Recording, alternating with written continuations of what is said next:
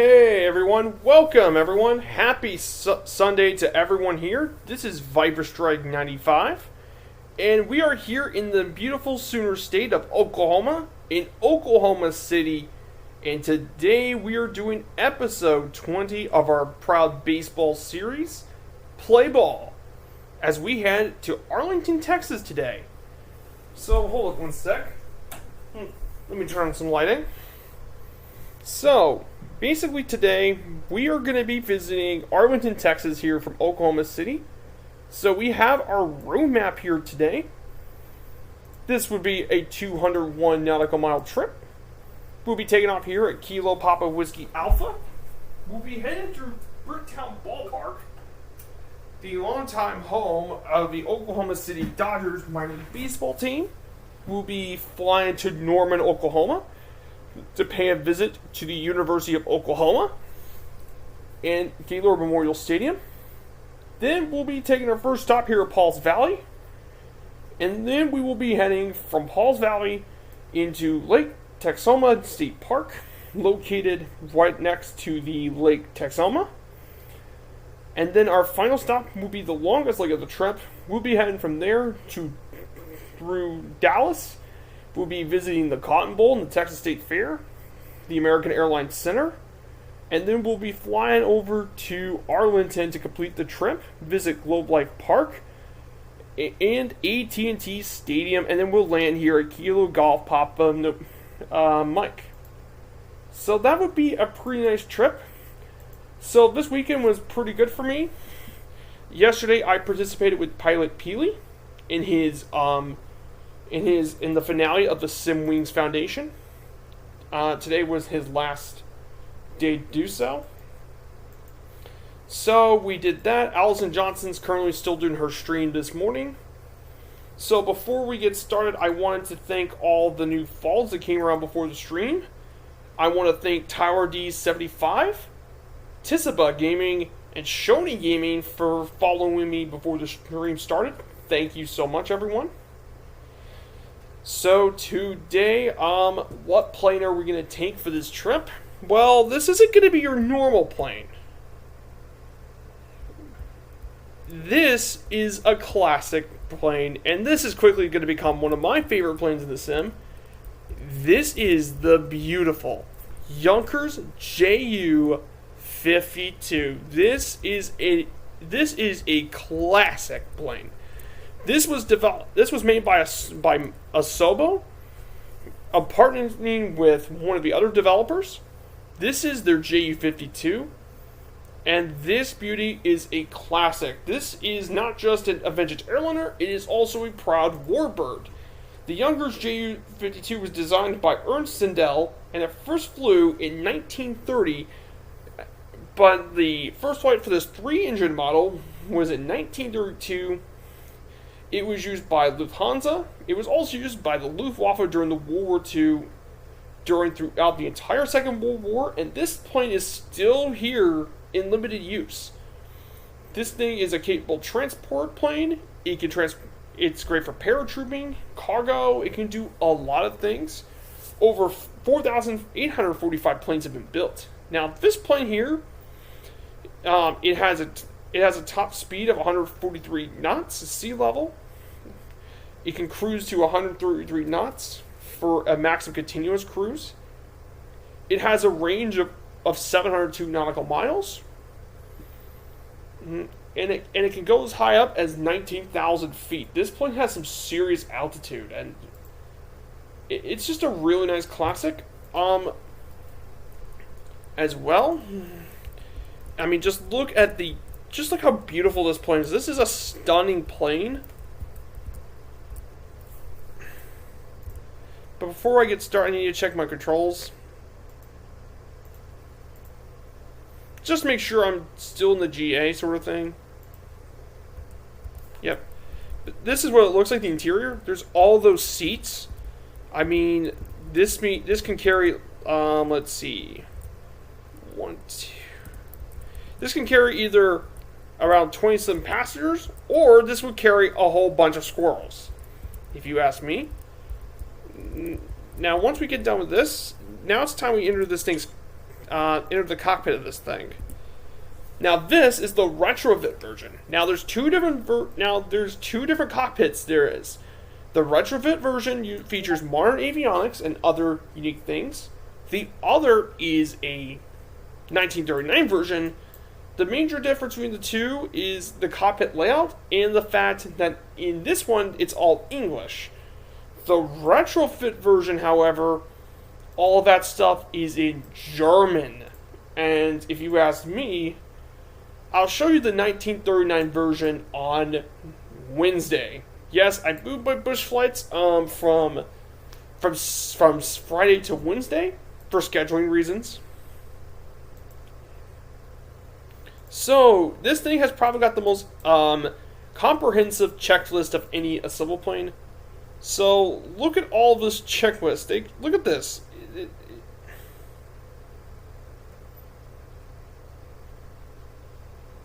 So let's talk about the checklist. We got to turn on this. Look at this. Look at the detail on this. It's just crazy. Oh yeah, and if you don't know where to get the plane, it's in the IMSA marketplace for the low price of $15. I am not kidding. It is, for that price, it's an absolute steal of a plane. We gotta turn on the battery switches. Turn on the generator. We turn on the engine switches on.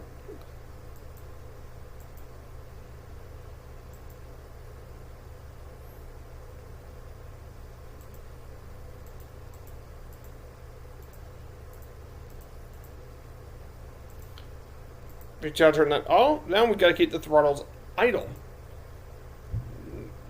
Now the oil and fuel supply levers, we gotta turn them off. They've already been fully pushed. Now for the parking brake, we just pull that. The parking brake's now on. The light is on. Yes, there is a lot to manage in this plane. After all, this was a plane built in the 1930s. There's like...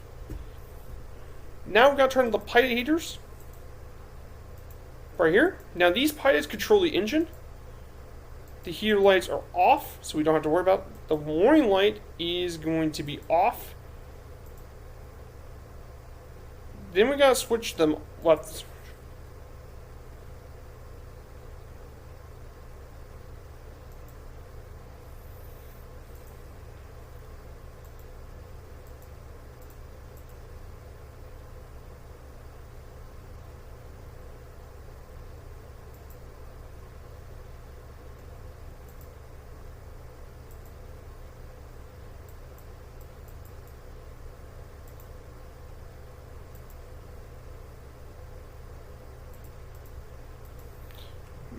Check out the flight controls are functioning. Okay, that's good.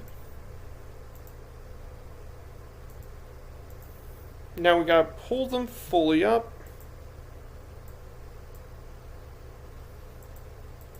Okay, they're fully cold. Turn back on the battery switches we once had. Hey there, Martel. Good to see you. It's been a while since I've last seen you, Martel. How have you been? So I got the roof for today. Yeah, you probably know, as a German, you probably know this plane. One of the iconic German planes of the world. The Ju-52. What an absolute beauty of a plane. I've been flying this almost non-stop for the past 7 hours since the plane came out, and this is an amazing plane. It can do almost everything you could want. This thing can do short takeoff landings. You can do stall landings if you want to in the bush. You can take off and do vintage airline routes. This thing can do almost everything. Mind you, this is the retrofit version.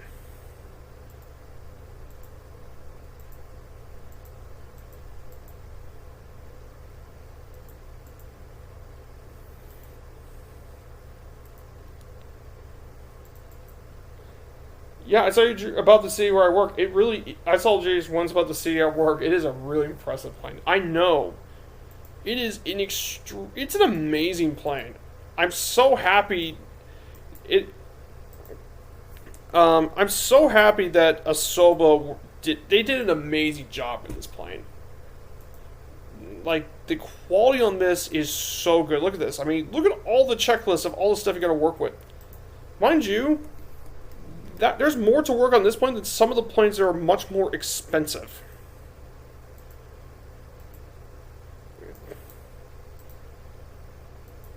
Okay. That's good. The parking brake's already been set. The door warning light must be off. Okay. Fuel tank selector, both. Okay, it's already picked both tanks. We gotta check the fuel quantity. The fuel quantity looks good, but I'm probably gonna increase the fuel to 75% just in case for this flight. Now, do keep in mind, Martel, that this is the retrofit version. The 1939 version of this plane, which is also in the sim, that's going to require a few things up there a bit different than the normal ones. But the fuel quantity is good. The oil quantity is good too. So this part is your fuel. The one sticking out is actually your fuel quantity. And the altimeter is set properly. I press B. Okay. The compasses are all...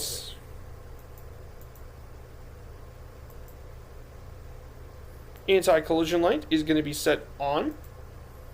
Now we got to start the engines. This is going to take a bit of a thing to start. So we first have to open the safety guard. Then once we do it, we turn on the safety starter on. Now there's a wobble pump on this plane. This is the wobble. We're going to open the cover. And then we're going to open it. So the handle will move fully down. Hey, Scotland Blur Project, good evening. Good evening to you. I'm just getting this thing started. And trust me, this plane is it's gonna take me a while to get this whole plane started.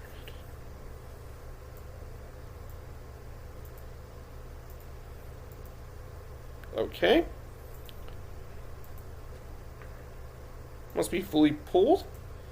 I need to go to idle cutoff.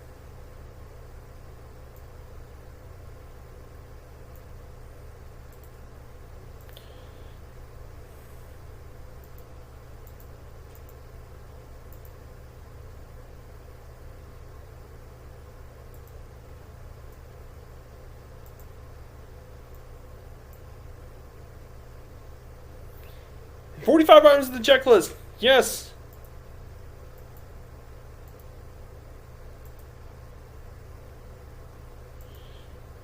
Now we're going to go oil fuel supply. We're going to go run. Then we're going to go to the generator. Allison just raided me with a party of 51. Thank you, Allison. Yeah, I'm still in the middle of getting this bad boy started. Captain Arash, hello.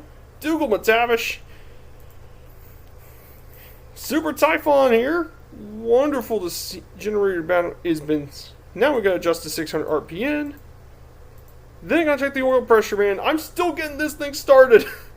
So please give me a bit. Okay, press RPM.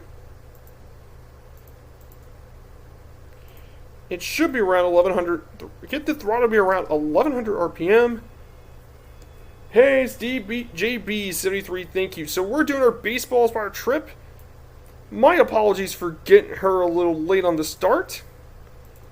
Look at this. Okay, engine number 2. Just do this. Engine number 1 will have to start all over again. Captain Arash! Arash just followed! You're a legend. Thank you, man. So, for those who don't know, Captain Arash is doing an around-the-world trip in the Cessna 172. And he does some really nice flights. I got a chance to join him on one of the flights, and he's really enjoyable. So I recommend you checking him out.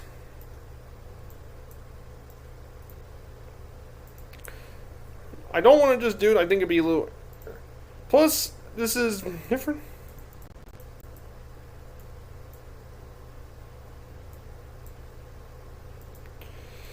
Okay.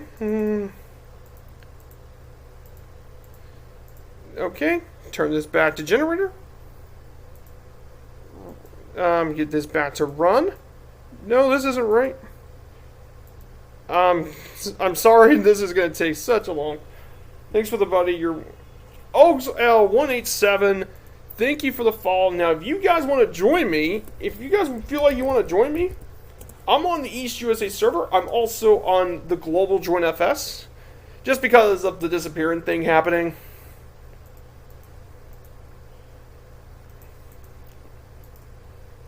Is good. The prop is good. Now we're going to stick this to the max RPM. And it should be around 1100. That's good. Now before we do, we close this thing, put the cover. Trust me, this is like people starting the DC-6. It's that complicated, but it is so enjoyable. Start. So we didn't go to the DC current. We're going to supply the DC current. Okay. That's good. We turn on the fuel pump, which, let me see where it's at.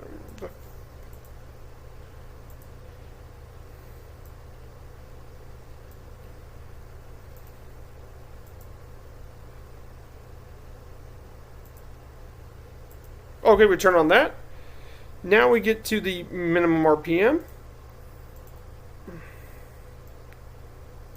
That, idle cutoff. We turn on the magneto switch for both of the engine. Okay.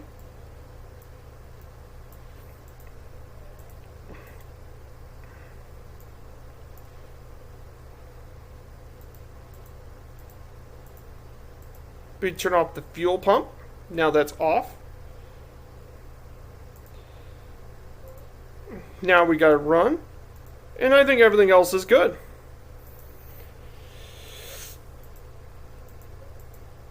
Now we gotta turn off the safety start. So the safety start will be off. It's closed. And the annunciator panel should still be clear. Then after we get the engine start, oh boy.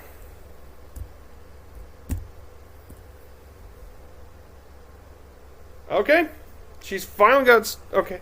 I might as well just did that. Checked. The only thing left is the pilot, but let me turn back the pilot heat on. Let me go ahead and turn back the pilot heat if you guys don't mind. And I think everything's good enough to go. There's Dangerous Bride, hello. Blue Man a battery. I think Allie may have disappeared on me once that stream. Not too bad. Have a good stream, Viper. Need to go eat. No worries, Allison. Thank you a lot. There's Martel, my good friend Martel. And you as APR, thank you for coming.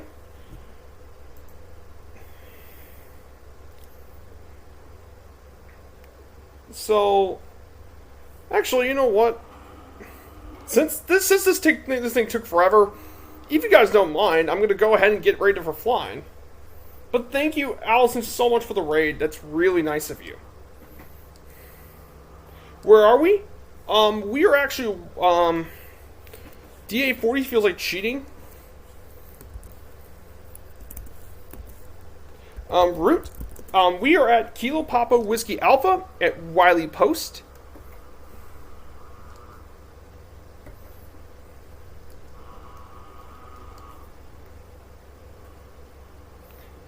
So that's where we're at, Biggles. So now we're gonna actually go fly. So for some of you guys that have never been with me before, this is one of my more historical... okay, something broke. Got it. Thank you for appreciating. Now for guys who's never been on my channel before, I do something really cool. So I actually have my own slideshow stuff. Now this is... I usually like to do slideshows, and the reason for this is because since baseball is kind of a niche sport in the UK and all that, I wanted to usually use it to display information about the different sports teams and all that sort of stuff, so I want to talk about that, and that's why I do the way I do. So this here is episode 20. We're visiting the Lone Star Rangers. It's named after the Texas Rangers baseball team. So we're going to go full rental on this. So, that's why I picked the name that. Thanks for the mod stats. I hope I can benefit your streams. No worries, Dangerous Brian. You're more than welcome. You're a capable moderator. That's why Murph you're a moderator for Murph, Colonel Fork, and Allison's, so you're more than welcome to be my mod too. So, Oklahoma City is the capital and largest city in Oklahoma. With a population around 681,000 people, Oklahoma City is most well known as for having one of the world's largest livestock markets, and a lot of the economy centers around oil and natural gas. Now, some of the iconic landmarks include the National Cowboy and Western Heritage Museum, a museum of osteology, which is a museum about bones. It's got the world's largest collection of different bones and such, and Chesapeake Energy Arena. Now, that's home to Oklahoma City's Major League Basketball team, the Oklahoma City Thunder. So notable people including Reds legend Johnny Bench. Allison Johnson knows him pretty well. Clay Bennett, the owner of the Oklahoma City Thunder basketball team, and Edward L. Gaylord, the founder of Grand Ole Opry. Also, for a more somber thing, Oklahoma City was also the site of one of the most infamous terrorist attacks in U.S. history, the Oklahoma City bombing. And there's a whole museum and memorial dedicated to the victims who lost their lives in that terrifying bombing. So it's kind of a somber thing, but Oklahoma City has got a lot of things unique. We will visit the minor league ballpark. Chickasaw Bricktown Ballpark is the home of the AAA affiliate for the LA Dodgers, the Oklahoma City Dodgers. It seats up to 13,000 people, and the dimensions are kind of symmetrical. It has a statue of various players, but most notably Johnny Bench. It has 480,000 bricks exterior, which gives it the nickname Bricktown Ballpark. And it has a 10 by 185 foot LED video board as well, which is really cool to say for the least. So we're now going to Oklahoma City. There's OKC. So the differences between this and the 1939 version is a lot. It has room for modern avionics, particularly the big one. The big one being, it actually has VOR and radios and such. So you can put your comms, your navs, you can put them all here, and that way this means this thing can do VOR flights and such. So if you want to learn VOR flying, but you want to pick a classic vintage plane, this is actually a really good one to fly.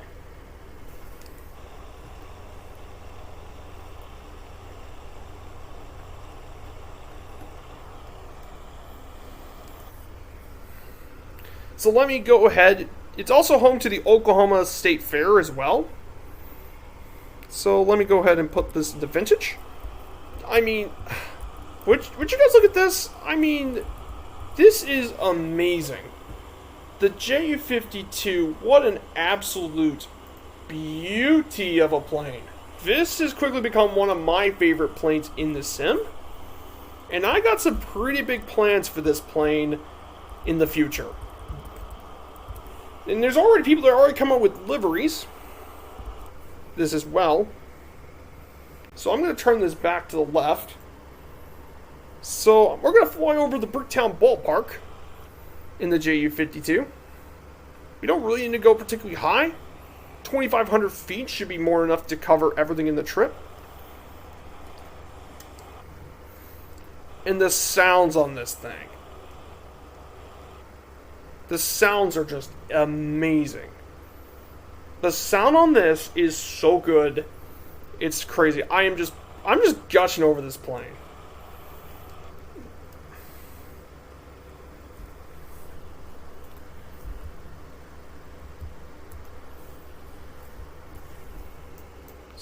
So there's Chesapeake Arena.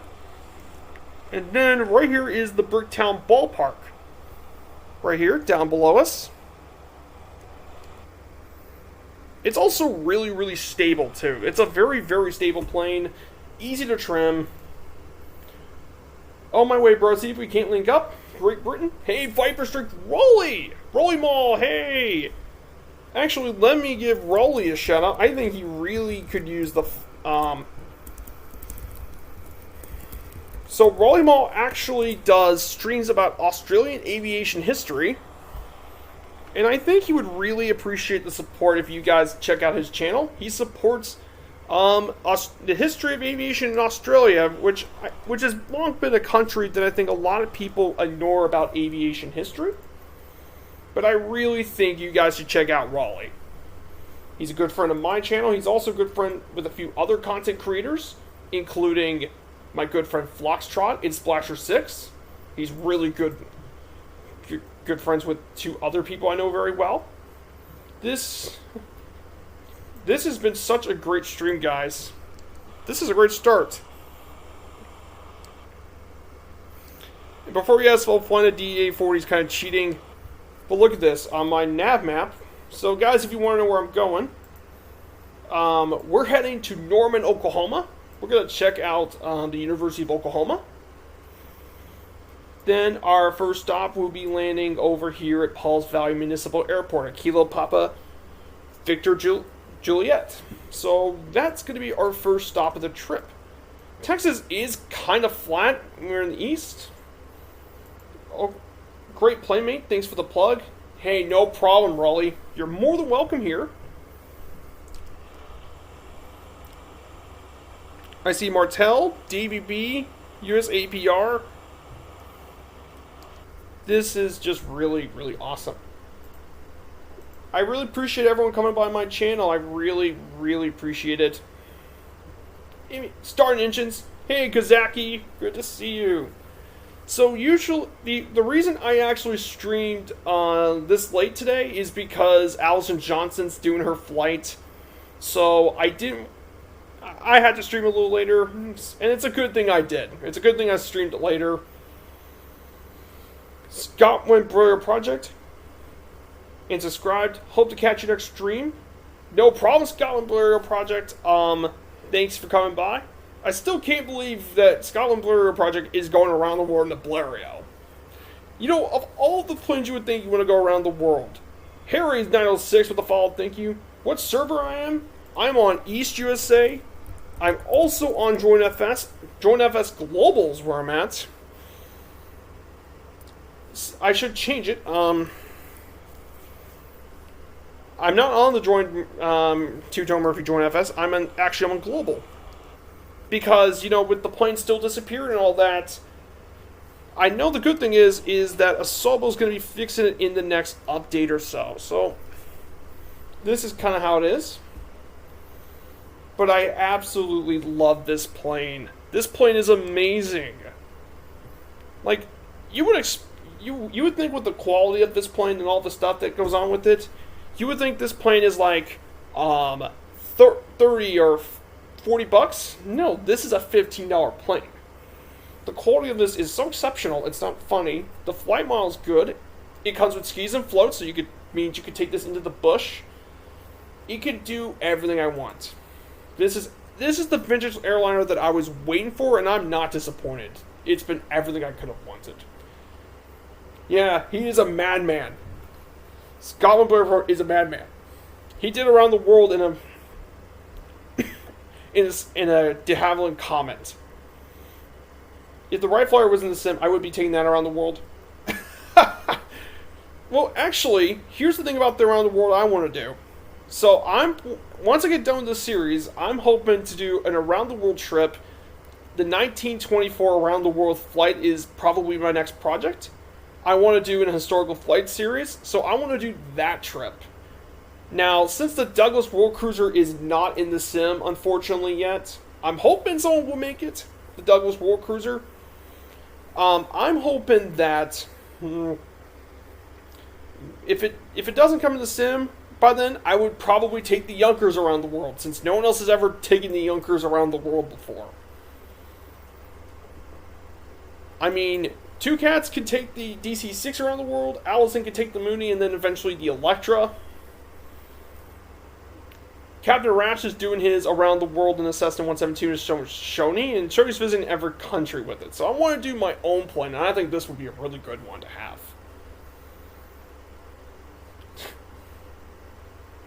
So we're heading near Norman, so I'm going to go ahead and do the next thing in my presentations.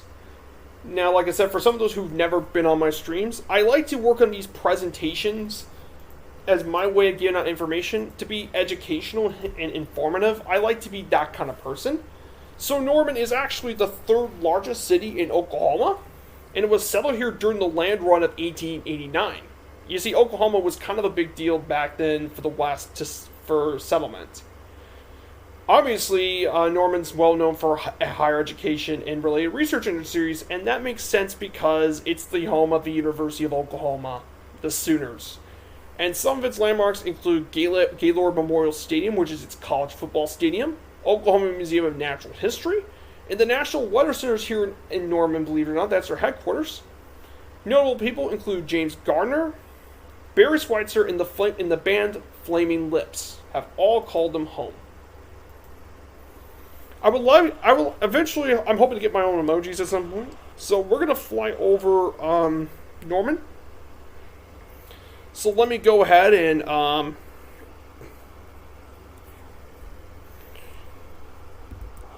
so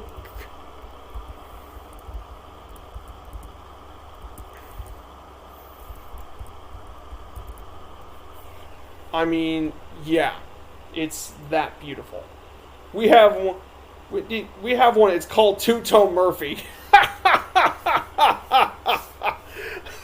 we have a mini match emoji. It's called Two-Tone Murphy. Oh, that's funny. That is actually hilarious. That's a good one.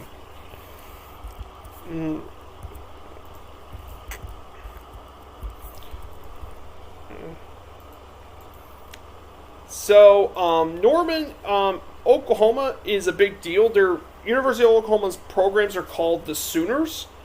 Their football, and here's Gaylord Memorial Stadium down here.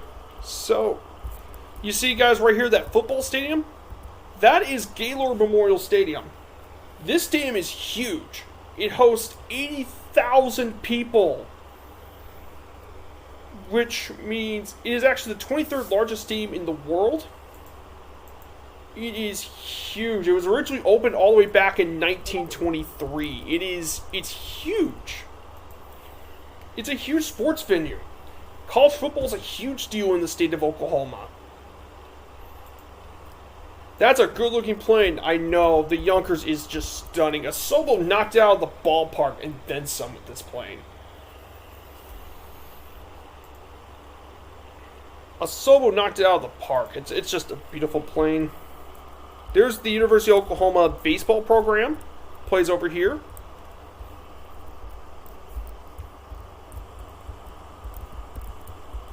Yeah, and those tri-motors, man. Oh Lord. Now, I've already seen some liveries available on FlightSim.to. So, on FlightSim.to, there's quite a few different liveries.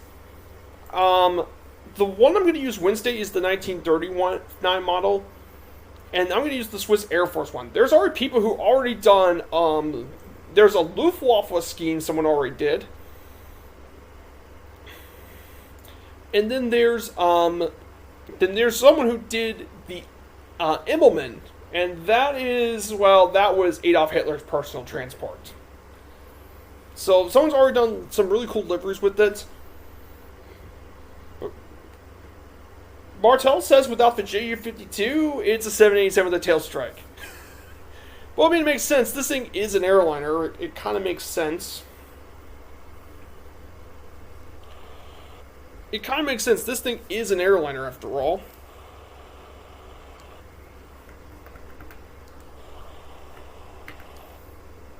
And look at this. Even with the trim, this thing is so quick.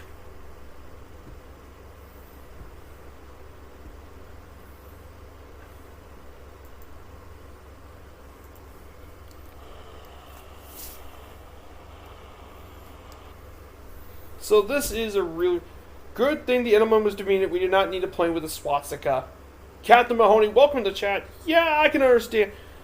Look, I'm a big fan of historical accuracy, but considering how sensitive that swastika is and the connotations with that, with the hook cross, I do not blame people for doing that. And that's not the one I'm going to use on Wednesday's Fright, fortunately.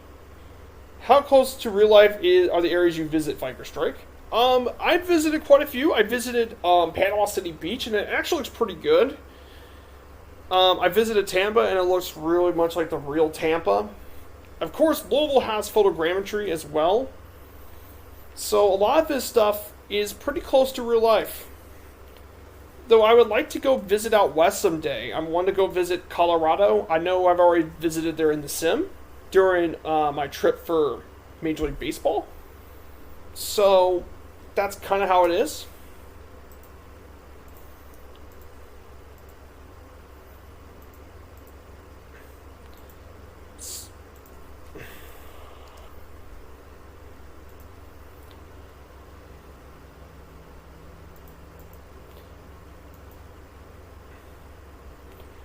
So, if you guys don't mind, I got some important baseball news, if you guys don't mind.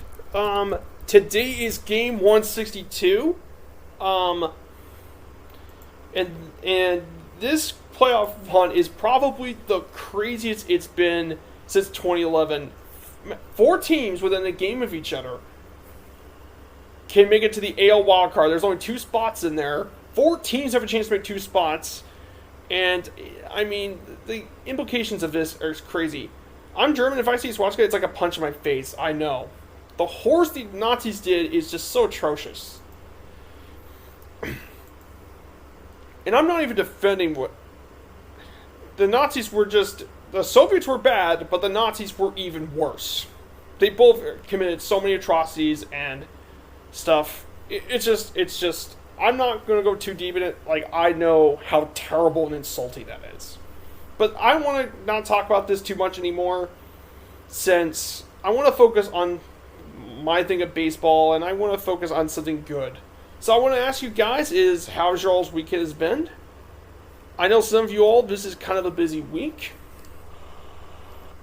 So I'm just curious with everyone to make sure this. So like I said, some things that happened within the week.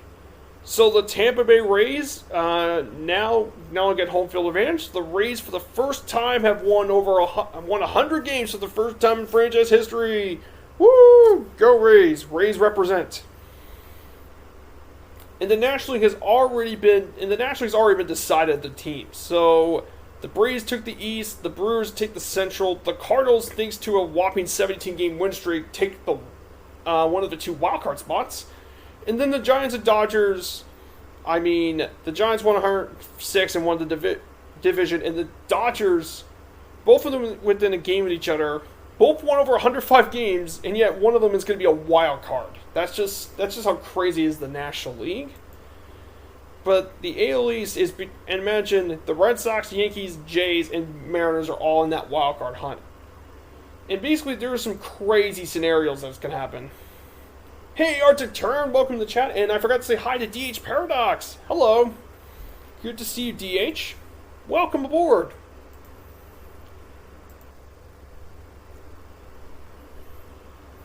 So, I heard the P38 came out.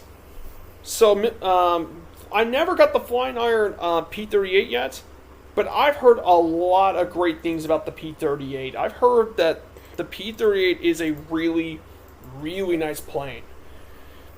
I know that Colonel Fork says he loves it. Jay Winokur says he loves the plane. And I'm interested in getting it myself. I already have their previous planes, the Spitfire, and they've been updating the Spitfire very, very nicely. And it's a great warbird. So I'm hoping that the P38 turns out to be really good too. So I'm really hoping things go really, really well.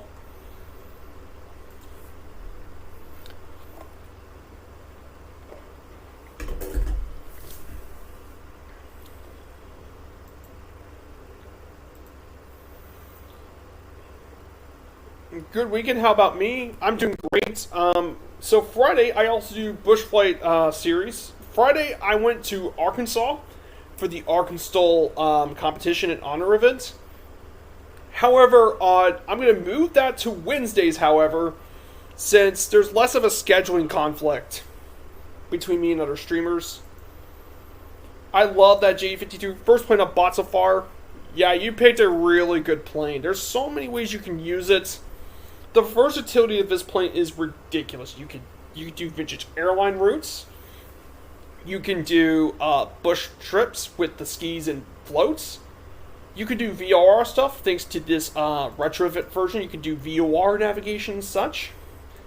You can do nearly anything you want with the J52, and I think that's what's great. I think it makes it such a wonderful plane. It doesn't have as many bells and whistles as the DC-6. Of course not. Like, they're two completely different planes. The DC-6 has way more bells and whistles.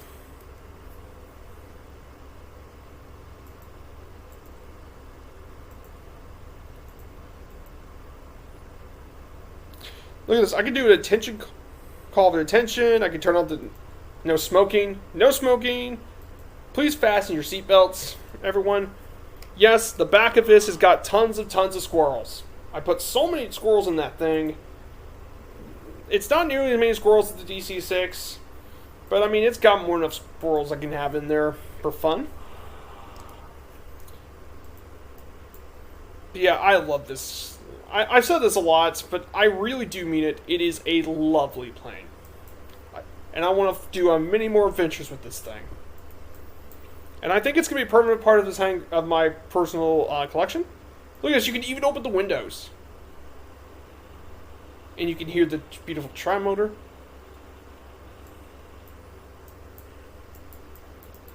Here's the overhead window, so you can see the beautiful light. Just look how many things you can touch and alter. There's so many things you can do with this. Turn on there's the DME stuff. Let's see what else. I could anti-ice the engine, but this isn't really hot. We're in Oklahoma. I don't think temperature's really going to be a big difference.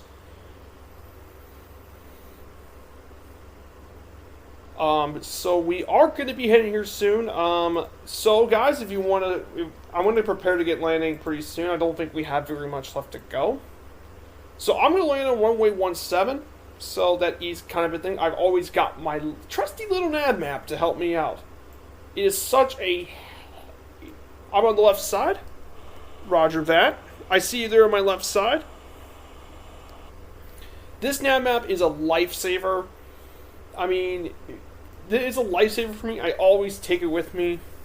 And sometimes, guys, if you don't see, like, I'm, like, reading the chat, I'm also looking at the nav map to make sure I'm pointing in the right direction. Because this thing, the retrofit doesn't really have an autopilot, and in the 1939 version there is an autopilot, but it only keeps your heading. And I still haven't known how to figure that out.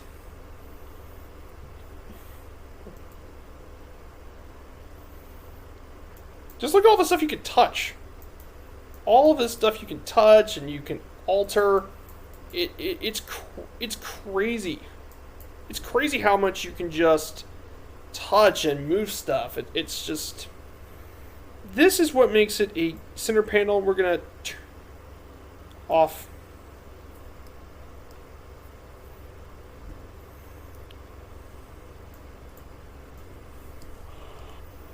It's just awesome.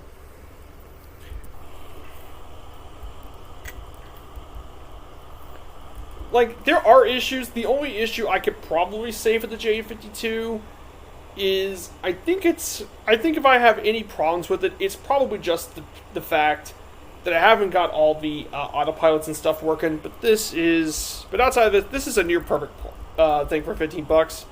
I know some people mentioned the flight model wasn't really that thing, wasn't really notable. But I think some people have to consider there are not very many flying examples of the Ju-52 left. There's only a handful of them left.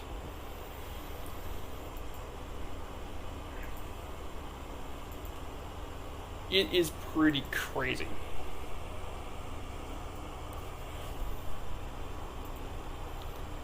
The airport is actually pretty close. We are around, we're around 5 miles away from the airport in Pauls Valley, Oklahoma.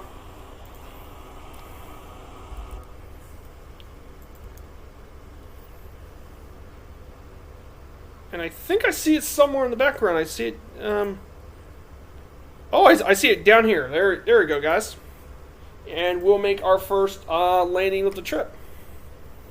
But yeah, I really, really like this plane. No matter if it's the retrofit, the floats, the skis, and the 1939 version, it doesn't matter. I love this. So once I get down, I'll park myself for a bit, and I'll see how you guys all land. This is something that I learned from Murph and Colonel Bork. I wanted to check, see how you guys are landed, and we'll be getting ready for leg number 2 of this really good flight.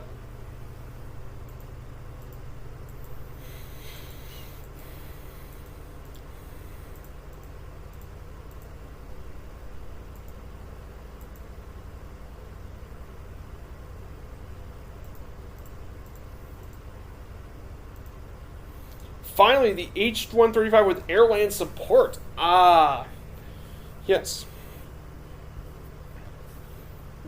H-31 airline support, got it. DH Paradox says, I wish the retrofit also had the option for skis and floats. Yeah, that's kind of a drop ball they kind of missed. Yeah, I kind of feel the same way. I think it would have been interesting for the retrofit to have floats and skis. Like, that would be really cool if the retrofit had it too. Like, that would make it a really cool plane. But I also think you still got plenty of options available to begin with. You have the floats.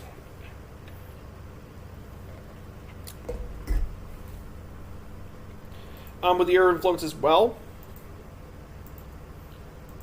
And now we're getting close to the airport. I'm going to go ahead and lower my power. I'm going to go ahead and put 2 stages of flaps. And then we're going to begin our descent into Kilo Papa Victor Juliet.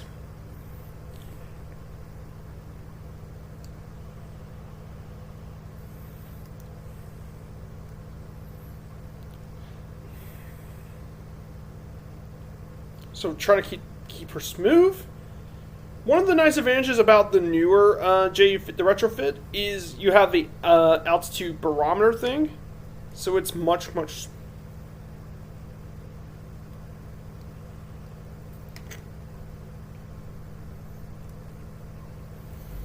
So that is definitely a really nice thing. I can't complain with $15. It could have easily cost way more. I know. That's the thing people forget. Like, people mock it. Like, this is $15 you're getting with here. For a plane of this quality, it could have easily... A Sobo could have easily charged this $30. Easily. It's the same deal with the Husky for the same reason, too. The Husky is another plane I absolutely love. The Husky is an amazing plane as well. It is one of the best bush planes for the sim for third-party ones.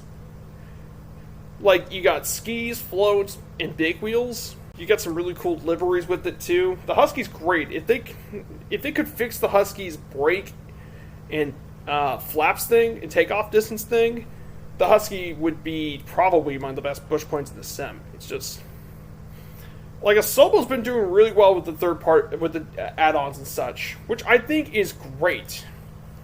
Which is actually great Asobo's doing this, because we need more quality add-ons.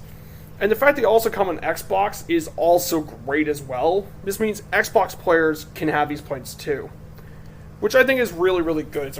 And I mean, if it's to pay for having the free content updates, like world updates, sim updates, expansions, I'll gladly pay for it to support the developer of Flight Sim. I'll definitely do it. There's no better bush plane only until the Draco, of course. So, guys, if you don't know, Got Friends is working on their Draco alongside the F4. I actually applied for the beta testing, actually. So I'm hoping that if I ever get picked for beta testing, I'll definitely bring it on stream. There she goes. Let's see if she gets the... Let's see if we nail the landing. Oh. Hey. She's down. We can pull up the flaps. And we are... Pull up, and we're down. Hey, that's a good landing. Not bad, guys. So we're going to get her parked.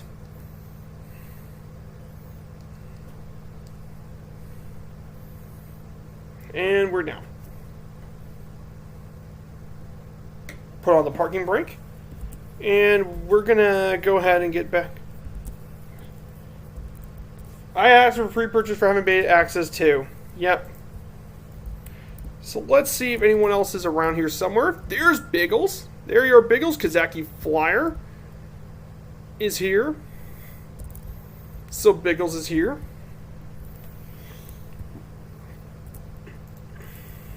Yeah, J52. What a...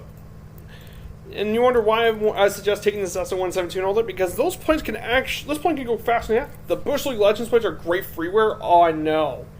And speaking of Bush League Legends, they actually follow my channel. Yes, Bush League Legends actually follows my channel. And if you're interested in bush flying like I do, don't be afraid to give them a follow on Twitch. They also have their website where you can download their XCOM mods. They make some great mods and liveries. And I support them every time they get on here. I always support their channel any way I can by flying along with them and doing everything. I even used their XCOM stuff for one of my streams earlier when I went to Washington State. So don't be afraid to give Bush Legends a bit of a follow too. They support my channel and I support theirs. So, yep. Martel is down. US APR is going to be officially here.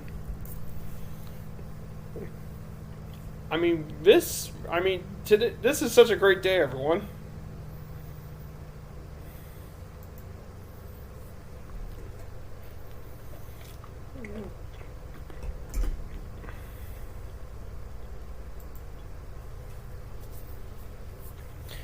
So, I wonder what Murph's going to come up with scheduling starting tomorrow. I wonder what Murph's going to come up with. Murph, okay, let's see. Community streams. Let's see.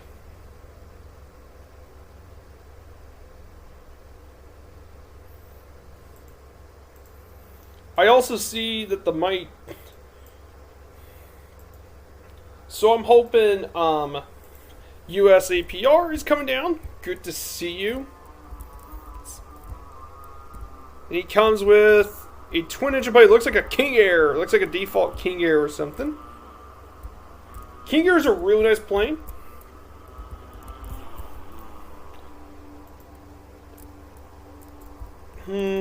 Biggles is in the Yonkers, which is an amazing plane. You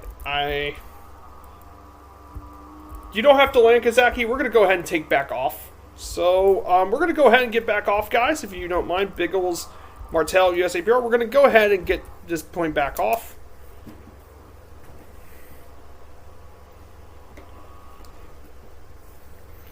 Now, this plane actually... yes, this weighs over 5 or 6 tons. More than 5 or 6 tons. But the thing is, this thing's also powered by 3 700 horsepower engines. So this thing can get bloody fast when... And I mean, if you have full flaps, you can also take off at a really short distance. And in fact, this thing's takeoff performance is actually great for the size. The Yonkers Ju-52 can actually land and take off. Can actually land and take off from a space at within 400 meters, which is 1,200 feet. Now you think, okay, that's not the same as a Cub or anything like that, but you have to consider, compared to your X-Cub, this thing weighs nearly 7 to 10 times more than your standard X-Cub. 1,200 feet for a plane this old and this heavy is extremely, extremely impressive. That's better than a lot of Bush planes today. Like, that's still great. And it's a vintage airliner, too. So I'm already back off, everyone. I'll still circle around for everyone here to get back to the...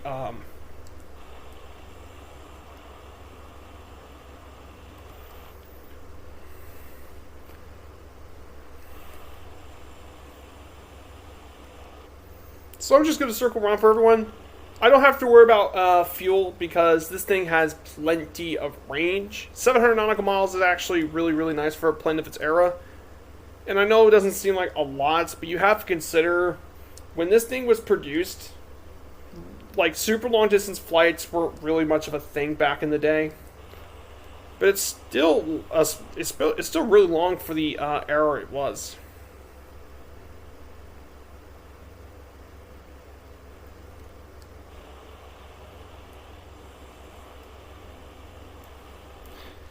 Don't worry, guys. If you guys can't get up, I'm gonna go ahead and get.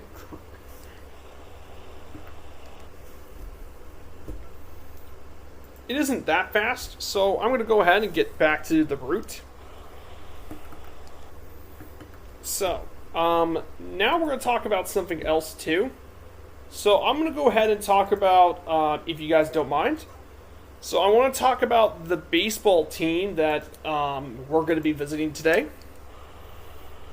So Texas actually has two Major League Baseball teams that we know of. The two Texas baseball teams are the Texas Rangers and the Houston Astros. The one we're visiting today is in Arlington, and that's the Rangers we're going to be visiting. So the Texas Rangers were established all the way back in 1961. They were originally known as the Washington Senators, and they moved to Texas in 1971 after this 1971 season. They actually are most well known in the American League West. They play alongside the American League West, alongside the Los Angeles Angels, Seattle Mariners, Oakland Athletics, and fellow Texas baseball team, the Houston Astros. The Texas Rangers have, in their franchise history, have not won a World Series yet. However, they appeared in two World Series back-to-back in 2010 and 2011, and were successful enough to win 7 American League Division titles plus a wild card spot in 2013. They currently play at the brand new Globe Life Field in Arlington, Texas, and their team colors are, well, they fit Texas because it's red, white, and blue.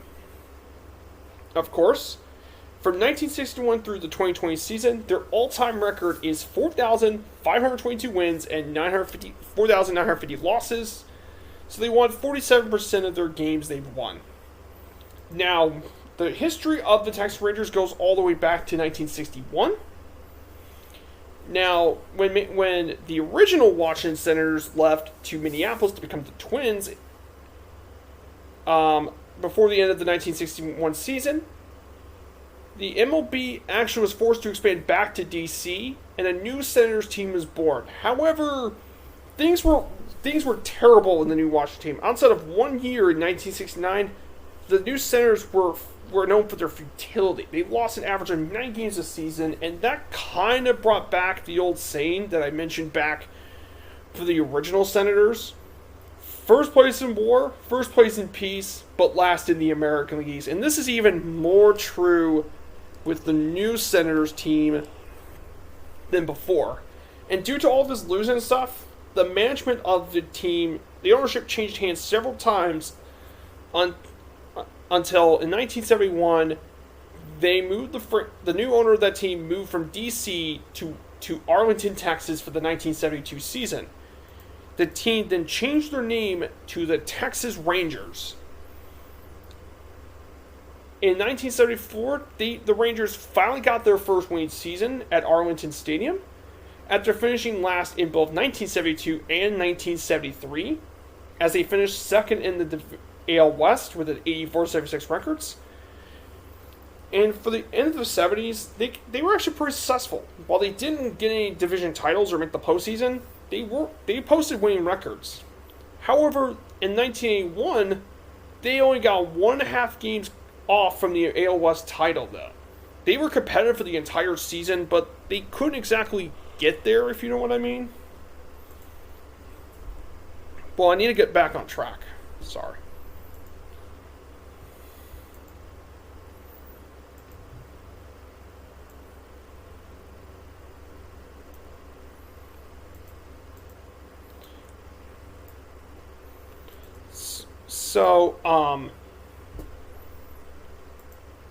So after the 1981 season, the Rangers kind of had a decline in attendance. And I think being in Texas, if you have baseball in Texas, you probably know why.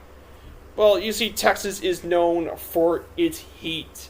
Because Texas is known for the warmer climates and temperatures. And this means the Rangers are forced to play most of their games at night, especially in the summer. And also, inconsistent performance kind of played a big role. But things start to turn around for the Rangers, though, in the 1990s. As Bobby Valentine became manager of the team during the late 80s, and they had some really good talent, though, that came to the team within the late 80s and 1990s. In 1986, the Rangers were in most of the AL pennant race, which shocked a lot of fans and pundits. And they finished second in the division. While they compete in the AL pennant race the entire season, they came up just short, but we always saw some powerful potential. But despite all of that, though, they never finished above second place, but until after the 1992 season. But things did not start to change, though, until they acquired manager Johnny Oates.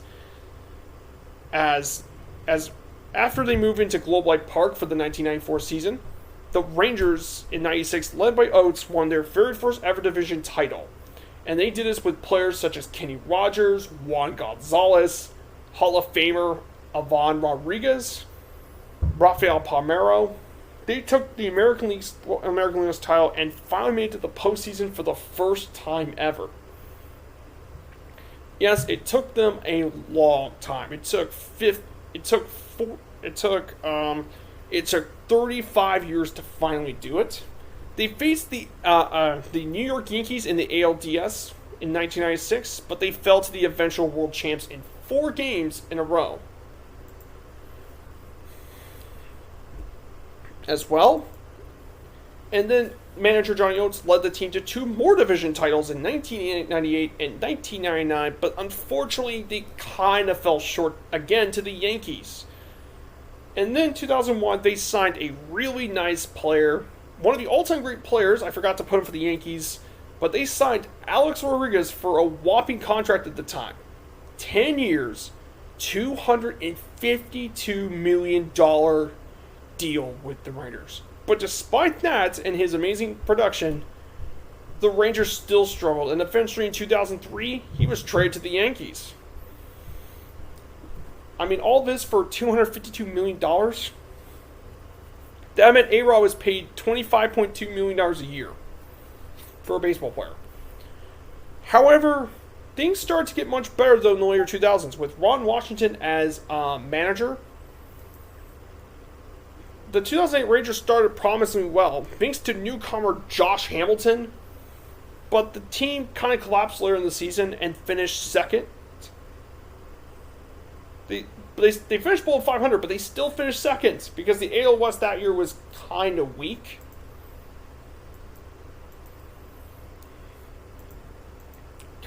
So that was a major thing to consider.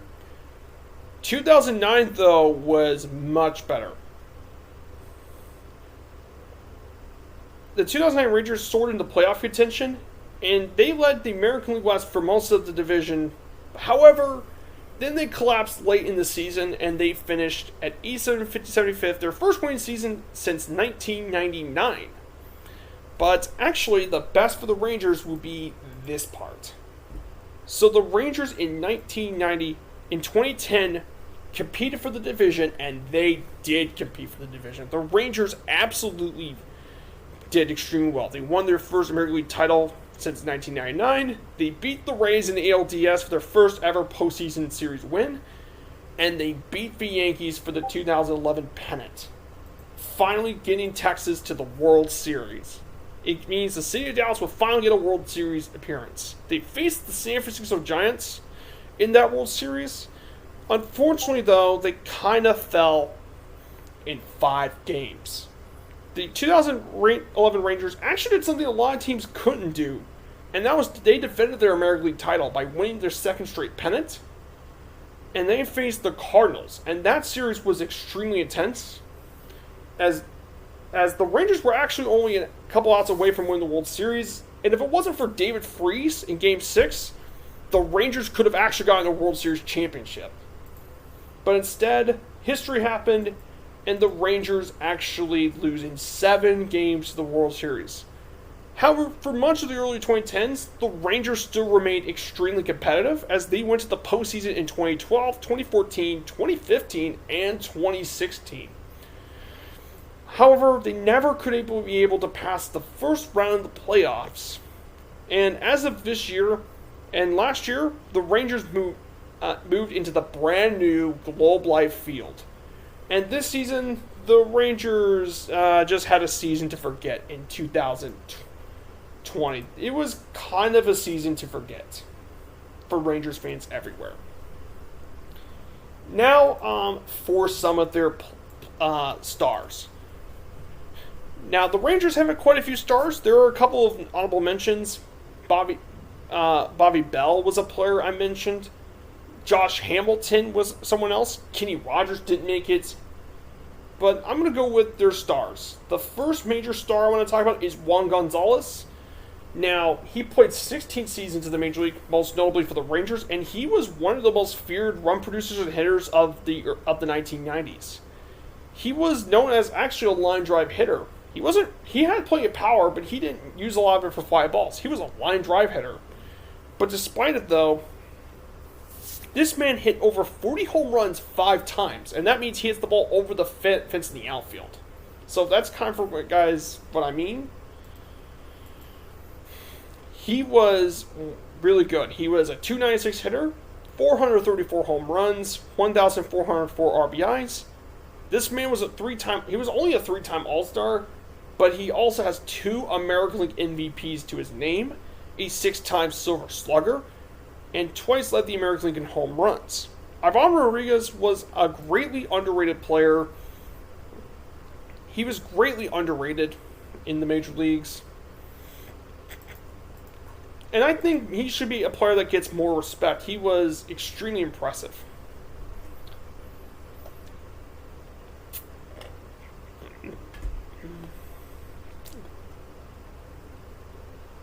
In fact, he amassed 100 RBIs in 8 seasons.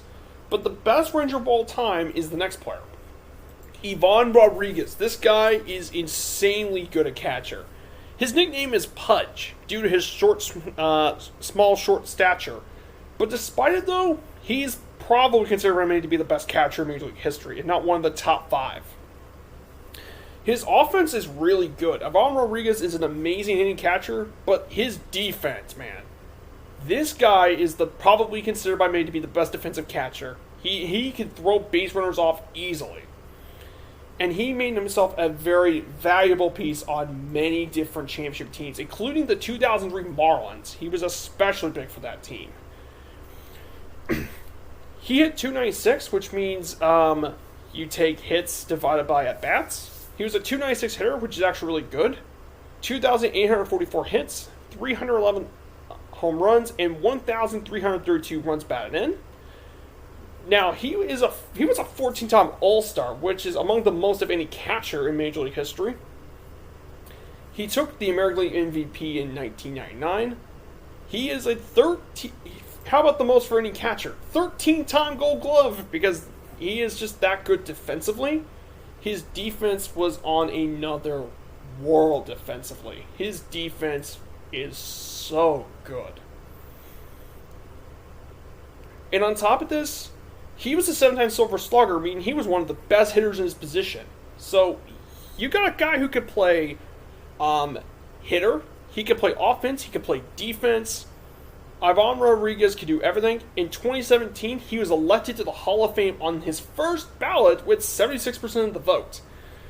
Which doesn't seem seriously high, but I mean, he should have gotten way more than that, especially with how good of a catcher he was. And the Rangers even retired his number, too, that same year. The next Ranger is, I think, one of the most underrated players I think the Major League has in the 2000s, Michael Young. Now, he spent 14 seasons with the Rangers, and he was one of the best shortstops in the American League during the 2000s. He was a very underrated hitter. He even took a batting champion as well, and he set many team records, including run scores, total bases, hits, and such. He was a .300 hitter. He has 7 different All-Star appearances. He was a decent glove. He got one of the Gold Gloves, and he was a batting champion too in 2005. But yeah, Michael Young, I think, is a player that does not get enough respect. He's just an all-around great hitter, and he can do a lot for a team with his bat. And I think we got two more players. Next one is Nelson Cruz, one of baseball's great designated hitters, and his breakthrough season in 2009 put him on stardom. He actually hit 346 home runs, as he is a very good power hitter, the most of anyone during the 2010s actually. He's a 7-time All-Star, a 4-time Silver Slugger, and he's actually twice won the Edgar Martinez Award for the best designated hitter. And basically, for those who don't know, a designated hitter is only in the American League, and basically they don't field but become the team's ninth hitter instead of a pitcher, which is a rule only in that American League. But he's really good. He currently plays for the Tampa Bay Rays, and he's bounced around quite a few teams, mainly with the Twins and Mariners. But I'd say he's more well-known for his Rangers career. And finally, a future Hall of Famer, Adrian Beltray. This guy is going to be a future Hall of Famer, one of the best all-around third basemen in Major League history. He has. His defense is top 15 all-time, according to Advanced Sabermetrics. He is offensively amazing. He is just incredible. And he was one of the last players to play in the Major League in the 1990s. He has 477 home runs, 3,166 hits, and 1,707 RBIs. The man is a 4-time All-Star, 5-time Gold Glover, a 4-time Silver Slugger, and once led the National League in home runs in 2004. But the thing Beltray is most known for is he has the most hits, RBIs, and runs scored of any third baseman. Basically, and the fact he is also really good defensively, I think probably says a lot about Beltray. He's just an amazing player, and I think he does not get the credit he deserves. I even think he might even be a first ballot Hall of Famer, too. I'm hoping so. So that ends the baseball history stuff. So I hope you guys think this is okay. I'm sorry if I bore you too much with this information and such. I want to do something that I know very well. I hope I can understand. If you guys don't understand, don't be afraid to ask me questions. Like, any sort of questions and information can help me out any way I can. But I want to do this because I want to learn about all the teams and all the history and stuff. Because baseball, like all sports, has got lots of history.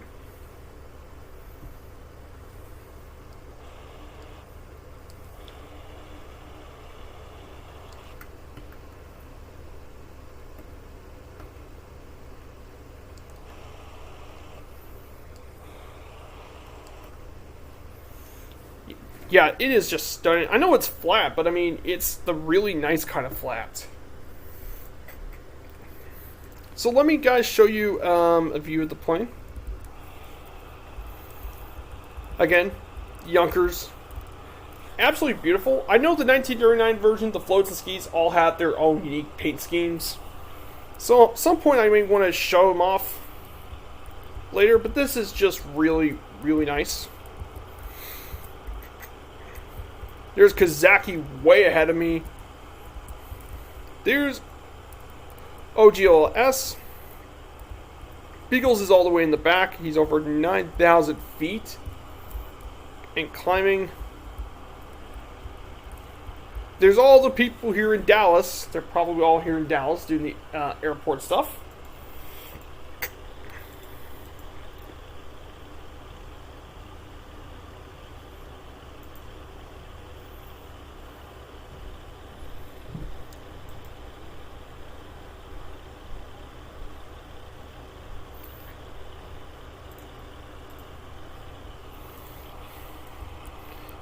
But seriously, did I get it right? You promised big steaks in Texas? Oh, yeah.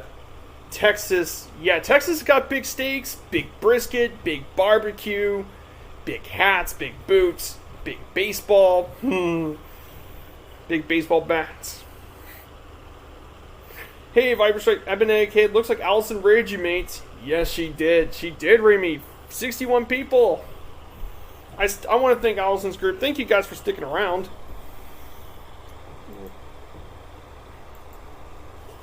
So I want to thank everyone for being here.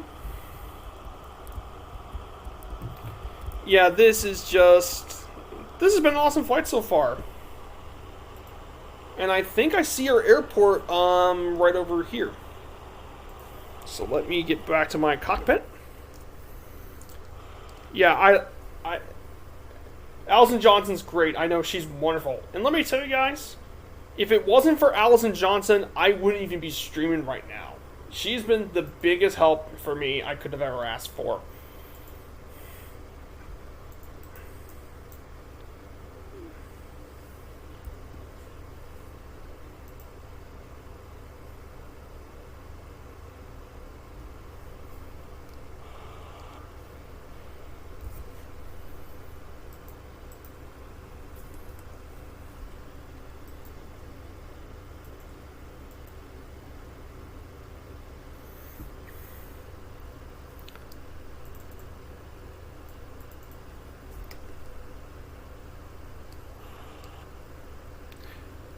And we're getting next to Lake Texoma.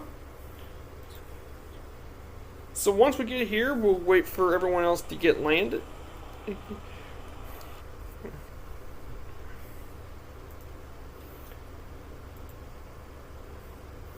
So guys, I do want to ask you a question. So I hope my presentation's up to par. I know I'm not Fabio. I'm not going to give you what every single part is or ILS approaches. But I want to do these presentations because I want to inform you guys about the knowledge I know and about to you all. Because I'm very interested in this sort of stuff and I want to try and bring my knowledge to everyone. So I'm playing here. The good question is, am I going to rate Colonel Fork or I'm going to rate Two Cats? That's going to be a really tough choice between the Colonel or Two Cats.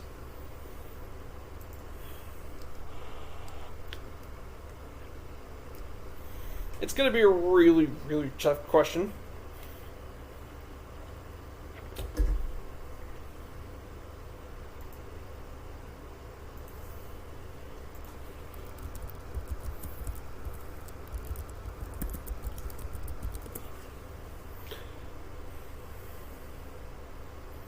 So Lake Texoma is actually a state park here in Oklahoma, and it's known for fishing, water sports, camping, picnic areas, and much more.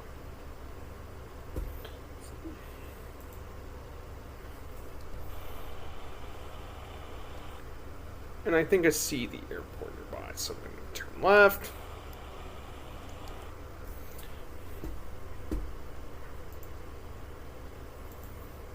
Yeah, what a great day for flying, that's for sure.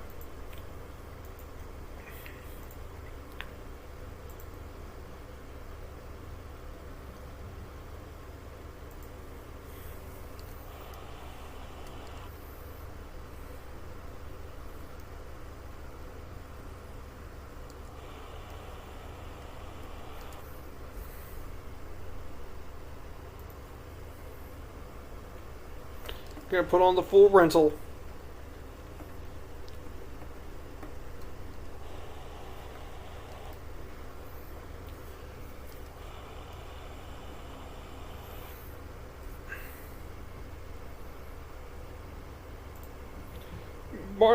Planes disappearing was terrible for me today, so I just installed JoinFS. When you're listed, that means JoinFS is working. Yep, I see. See, let me show my nav map. So Martel, you actually show up here. Martel 17, D840. Look, I see you right on the nav map, man. What? Now, this usually is a temporary measure, but Asobo has actually logged this disappearing issue as one of the bugs they were looking at. So I'm hoping when Reno gets released in November, I'm hoping between Sim Update 6 or Sim Update 7 is where we're going to get the bug fixed. And I'm hoping it comes sooner than later.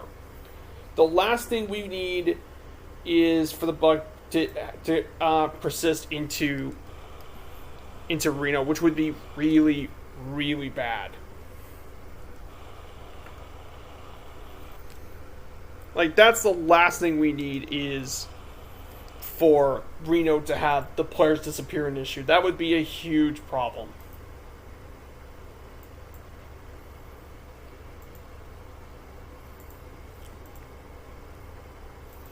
So this will be the end of leg number 2. This is Lake Texoma State Park. I picked this one because it's a really nice, well, it's right in the middle of a state park. So I'm going to go ahead and drop my altitude. I'm going to lower my...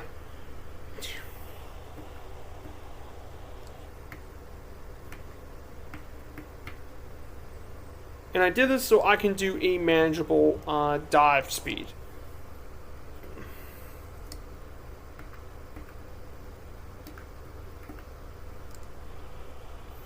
There.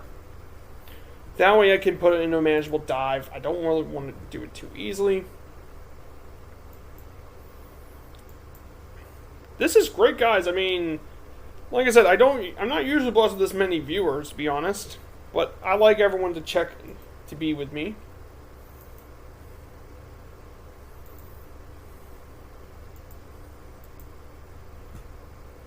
Yes, Harika, I can see on the middle little nav map. Yep.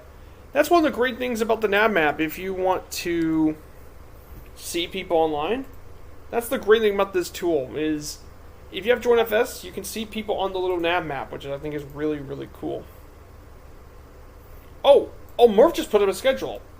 Okay, guys. On his schedule, on Monday the 4th, we're going to take the Airbus H145 through South Africa. Oh, that's going to be cool.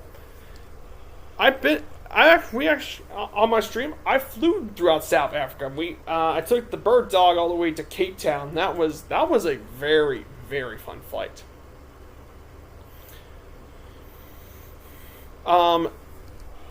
Then on Wednesday, they're gonna take the Electra, the Airplane Heaven Electra, throughout Canada. And then on Friday the 8th, they're going to do a seaboat operation. And Murph's going to take the Yonkers Ju 52 floatplane version. And he's going to take it through Alaska. Oh, that's going to be fun. Oh, that's going to be a lot of fun.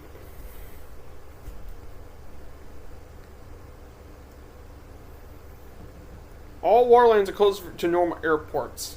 Oh, this is going to be fun. So yeah, this is going to be a very fun week.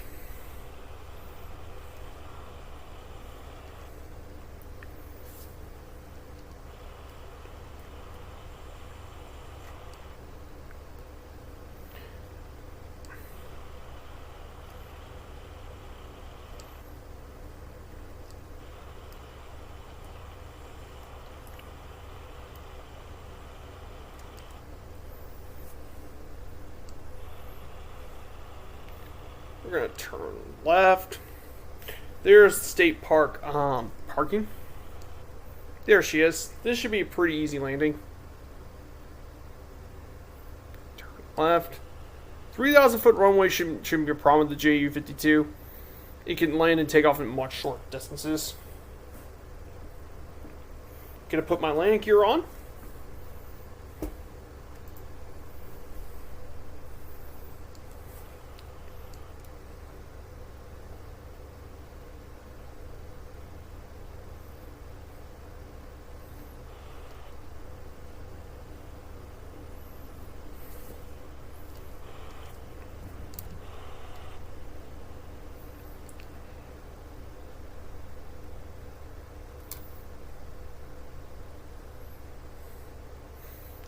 Alright, let's see. Gonna turn back to idle. Hey, she's down. Okay. Put on the parking brake, and we're gonna lay her back. Neat, and that's it. We're gonna just roll it onto the grass. And that's gonna put the brake, put the park. Stop. Okay, she stopped. Nice. Nicely done.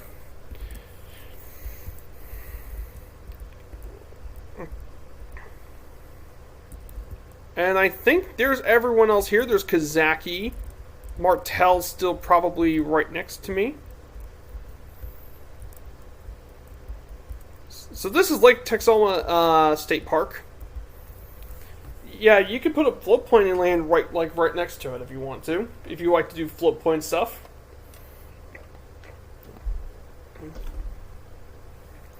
So now that everyone's here, if you don't mind, I'm gonna go ahead and get back in the air. This is gonna be a bit of a quick stream, but usually I don't be this quick.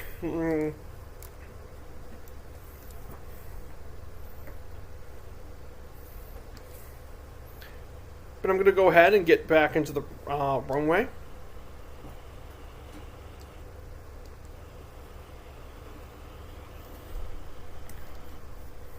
That's me next to you, dude. No problem. OGLSL. Yeah, I didn't see your name tag, so. So I got a question though. I'm gonna be curious. Let me open up Join F.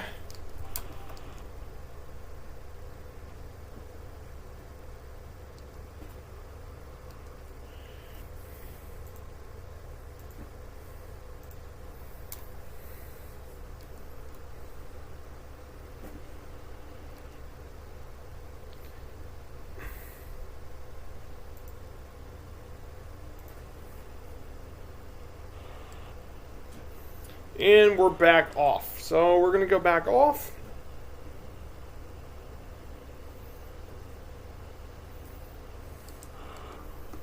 And that's it. She's going to go off pretty easily.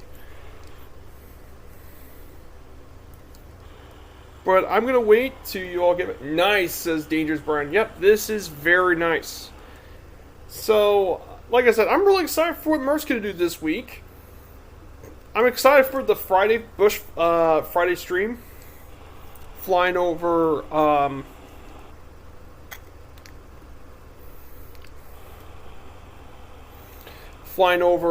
Alaska in the float plane. That's going to be really cool. Now, here's something I do want to tell you guys though. Unlike the other float planes in the sim, like the Cessna, the Husky, and the Shock Ultra, and the rest of the float planes, you cannot retract the landing gear out of those. You cannot just put up the wheels and go on land. This is a traditional float plane. So don't even think about trying to take this on land. You can't do that. Not with the Ju-52 float plane.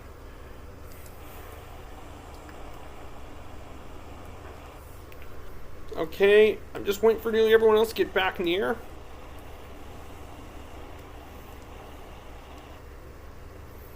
Alright, let me put the trim back. We're going to go on rental power. We're going to go at very, very fast speeds.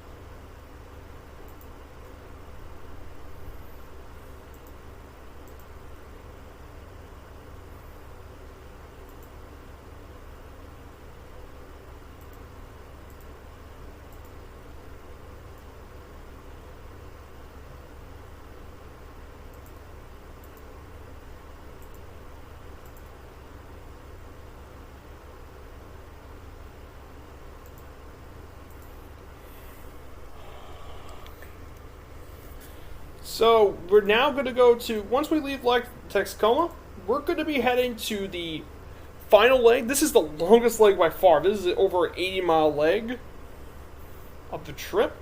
We're going to be heading all the way down to the Texas Fort Worth area. We won't be heading to Fort Worth. We'll just be heading to Dallas. We'll be paying a visit to the Cotton Bowl, the American Airlines Center. Then then the multiple sports stadiums here in Arlington, including Globe Life Park, Globe Life Field, and AT&T Stadium. What's the mod using for the nameplates? Good question, Dangerous Brian. Well, it's actually a mod that I've used a lot for the nameplates. So it's on Flights MTO. It is one of the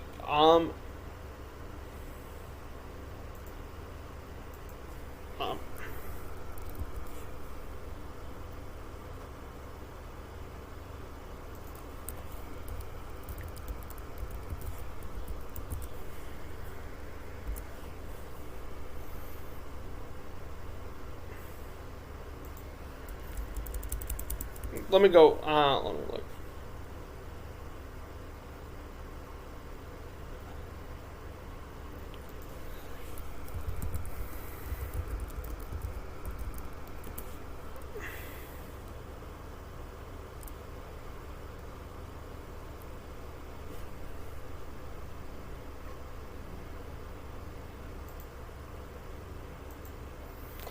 It's actually a custom mod.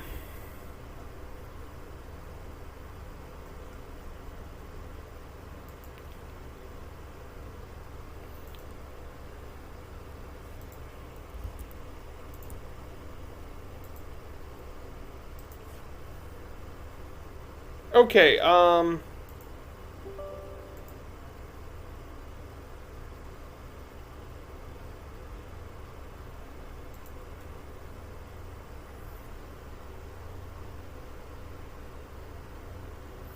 Martel says there was a show located in Texas called Dallas. Was this thing a 2? Yes. Okay, Dangerous Brian, if you want to know the mod I'm using, is CPPR Nameplates mod.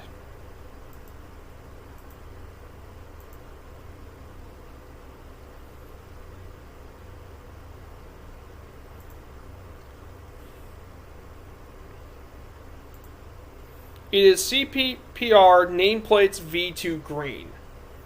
It's on Flights MTO. I want to see if I had the link for it.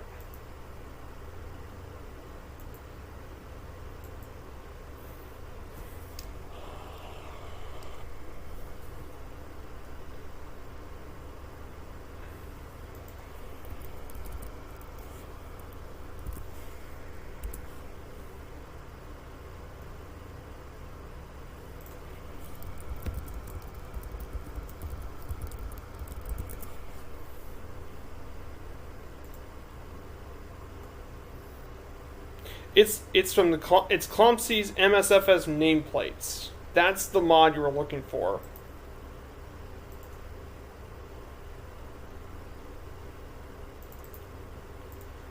Let's see if I can post it in the chat.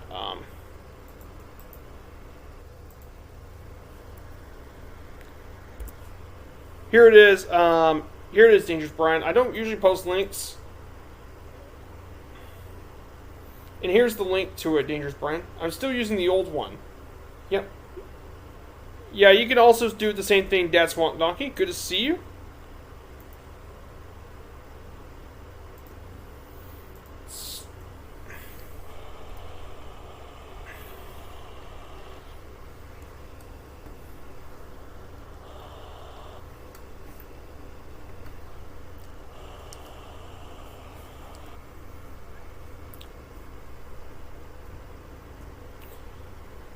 Now, if it's one thing that this plane is known for, it's the fact that this plane is much, much faster for the 1939 version compared to this.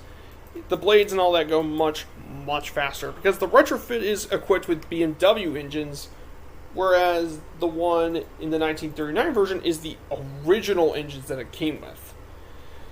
That being the original BMW 132 radio cooled engines, which produce 725 horsepower each.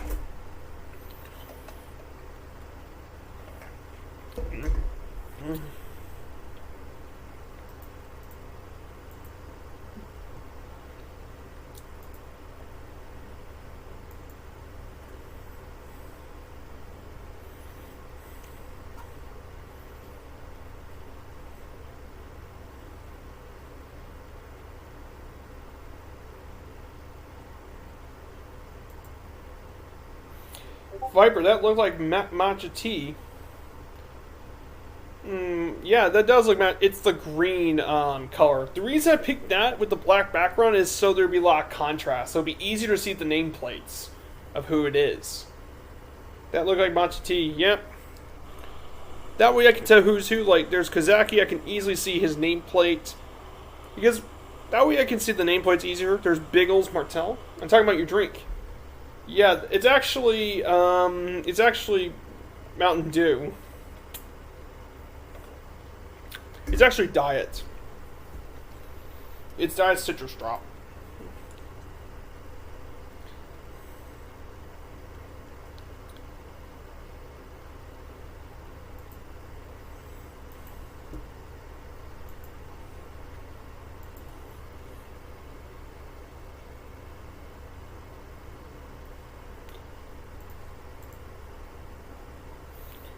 Yeah, not matcha tea. I don't drink matcha tea, so no.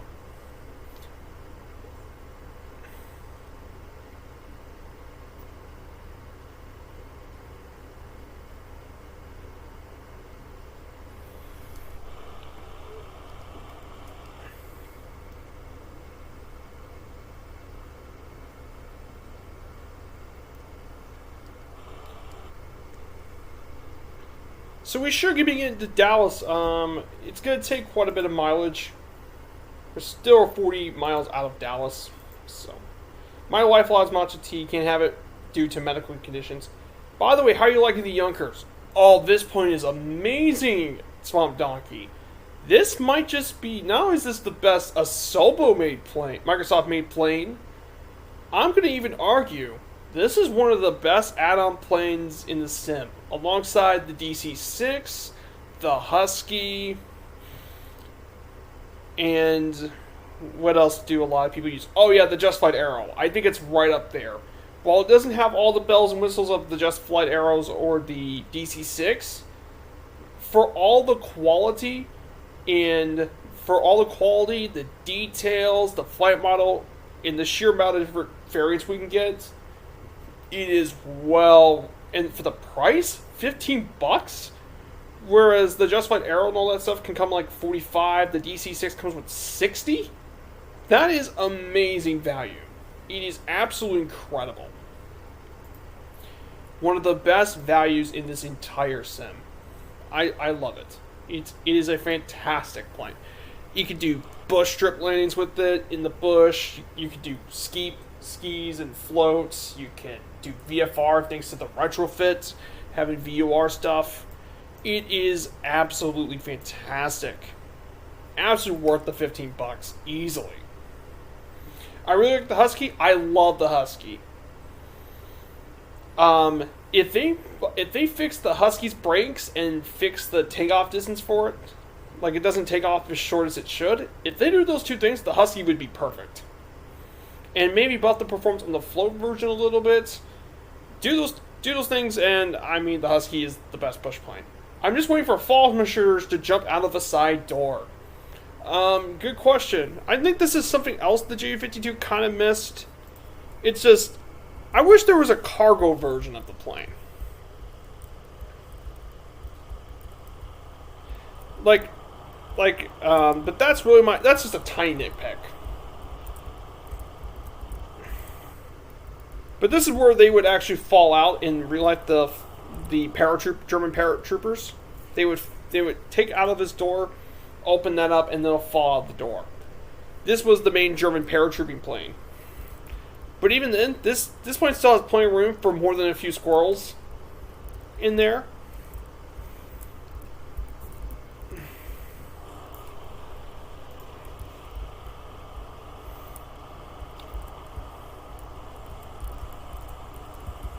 And, I mean, just look at the sound of this.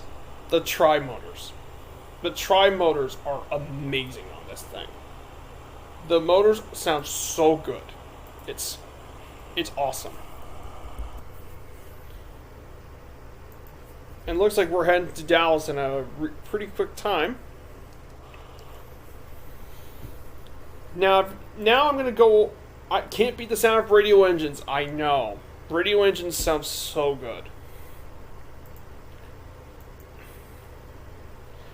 What server I'm on? I'm on East USA. I'm also on the... I'm not on the Two-Tone Murphy Join FS. I'm on the Global. And the reasoning for that is because of the whole disappearing issue. There's been... The disappearing issue is still going on, so... I'm hoping that gets fixed in the next sim update. My fingers are crossed. I hope they get it fixed. Because that is a huge issue. Especially with how popular group flights are. I hope so too. They need to get this fixed. I mean, that's the biggest reason why we haven't seen the Thunderflies perform very much. Captain Seppi's in the house. Good to see you, Captain Seppi. I'm doing great. I'm flying the retrofit Yonkers Ju-52, and over Oklahoma, we're heading to Dallas, Texas for the final leg. I'm doing excellent. Now, Captain Seppi is a great content creator. He's a great supporter of my channel. So give him a follow. He does streams quite a few days. He's a really awesome content creator, nice and chill. He's the kind of guy that I don't mind being with. I like the AJU. I think I'll buy it. But the price one can't make something wrong. I know. And with the quality of this, you know what this plane kind of reminds me for quality? The Stearman. That was from DC Designs. That plane was excellent as well. It flew. It may be a lot more simple than this, but it flew really well. Easy to learn, easy to fly. Yeah, there is one thing though, Martel, is you're gonna have to pay more attention on the startup of this plane. You're gonna have to be very careful about how many things you can check off.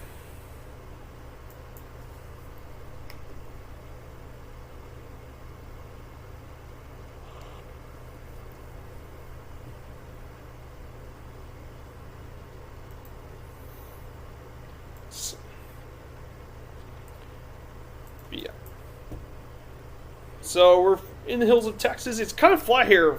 If you go further out west, near the New Mexico border, Texas is going to be much more hilly. But this is kind of the flatter side of Texas.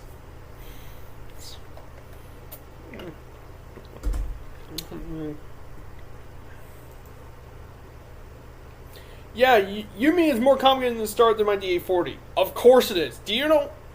You have to start each of the engines individually. You have to individually start all three of its engines. You have to check the fuel. You have to check the mixture, the fuel pump pressure, the wobble pump, and all that sort of stuff. It is not an easy bird. It took me 10 minutes to get this thing started. Did you see there was a steering pilot crashed yesterday morning in Winnie, Texas? He was trying to take off on the highway. He was blessed to be alive and suffered no injuries. Oh, thank goodness. I grew up 30 minutes from Winnie, Texas, and traveled through that intersection many times. Oh, thank God. Thank goodness he's okay. But that's still really stupid to take off in the middle of the highway. Just why? Like, agreed. Look, there's a lot of things I would rather start than me in the middle of the highway. I'd rather live in the middle of a ditch. I'd rather live in the middle of a cornfield than land in the highway. At least if you land in the middle of a cornfield, you would have a lot more room to maneuver the plane. At least you don't have to worry about running into wires and stuff. Yes, you might have a damaged wheel, but that's... yeah. Common sense is kind of rare these days. Like, there's a difference between doing this sort of stuff in the flight sim and doing it here in real life. There are some things you should not do in the sim that you should not be able to do in real life. Absolutely agreed. Thank you for sharing that, Dat Swat Talkie. Actually, if you guys are interested, I do have my own Discord channel. If you like this sort of stuff, I do have my own Discord. So feel free, guys, if you want to know more about my streams and such. I do have my own Discord and such. That way you guys can get on top of my streams. There's also the Two-Tone Murphy stuff too.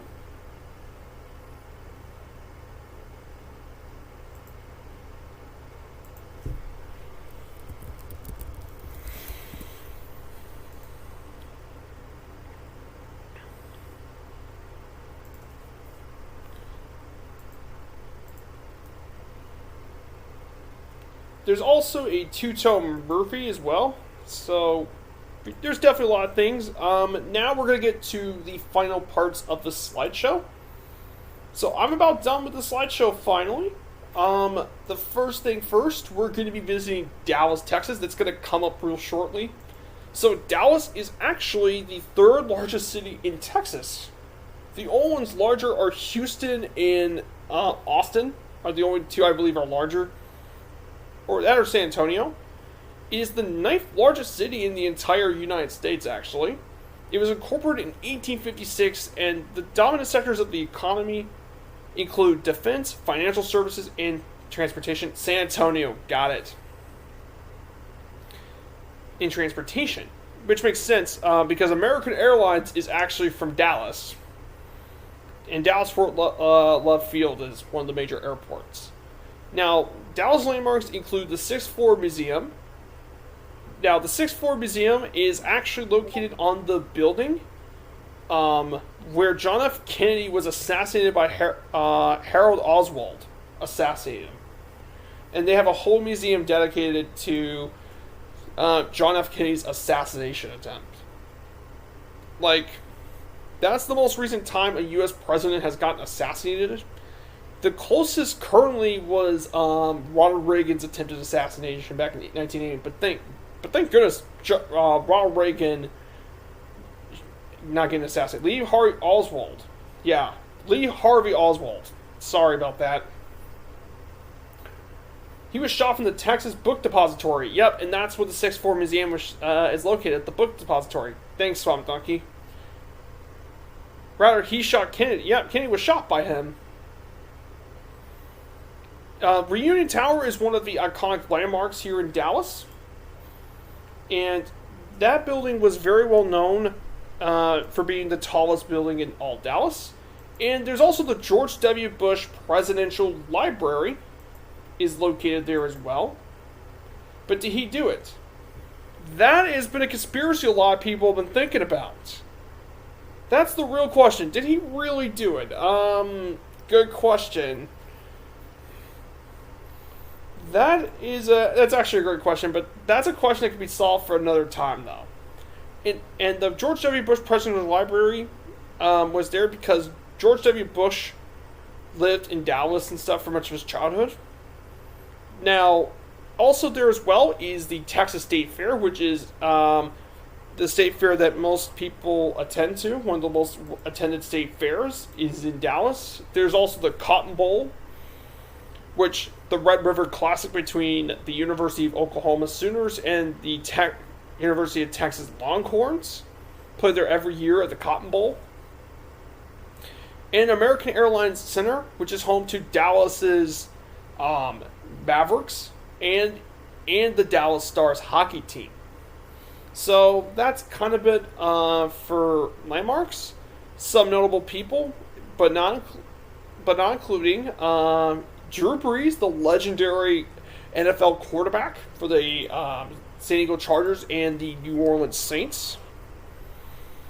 And Clayton Kershaw, probably the best pitcher of the 21st century, is born and raised in Dallas. And finally, the wife of Bill Gates herself, Melinda Gates, is from Dallas, Texas.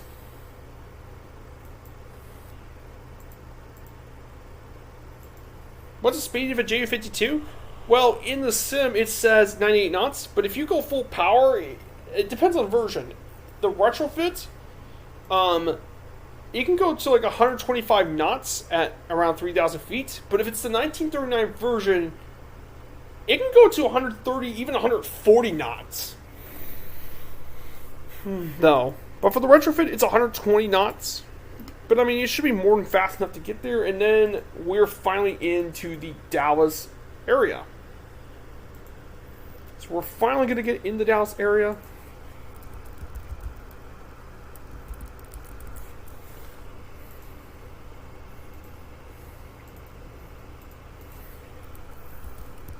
So, I also saw some images, though, of... So, PM&DG, the makers of the DC-6, I saw them having pictures of their 737. That thing looks amazing. And I'm not even I'm not even an airliner guy, but I'm excited for it. Because I want to see more quality airliners make their way to the sim. I think that has been a major issue with Microsoft Flight Simulator. There's been a lot of great GA aircraft, there's been a lot of really good warbirds, even vintage planes, but airliners was something that I think the sim has been really needing, is good airliners.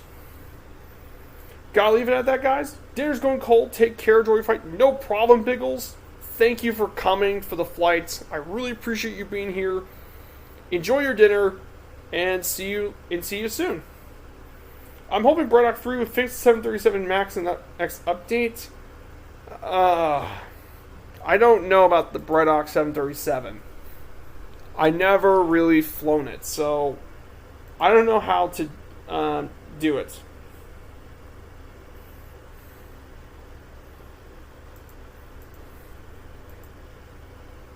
Yeah, a lot of people don't like it. Like, I'm kind of more iffy on airliners because I don't have as much knowledge.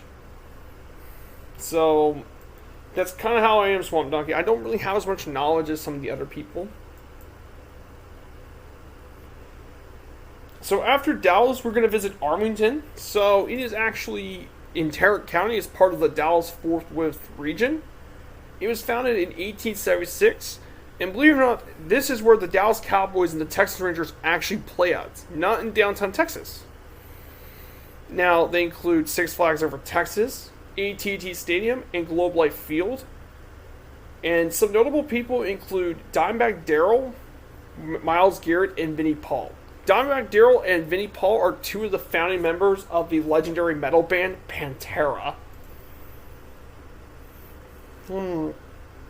Which, for many people, were the premier metal band of the 1990s.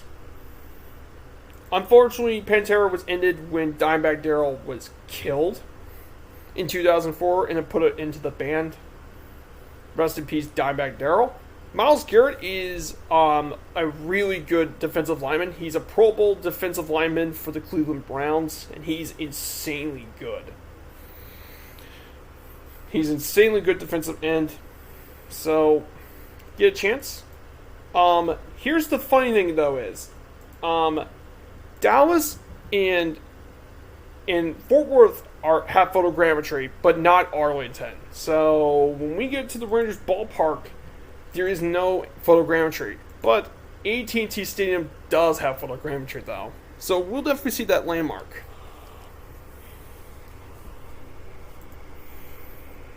So we're getting close. We're in Plano.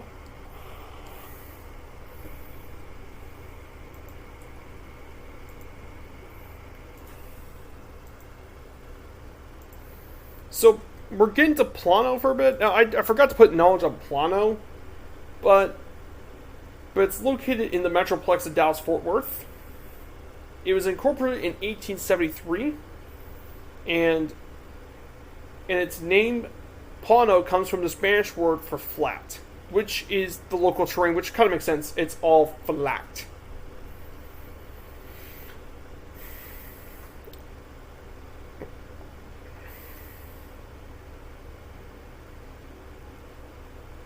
But Plano is most well known for being the headquarters of some of the major corporations, including JCPenney, Pizza Hut, and Rent-A-Center all call Plano their headquarters and such. And some pretty notable people from Plano, Texas, who came there. They include Lance Armstrong. Yes, Lance Armstrong is actually part of Plano. The famous professional cyclist, or infamous, depending on who you ask.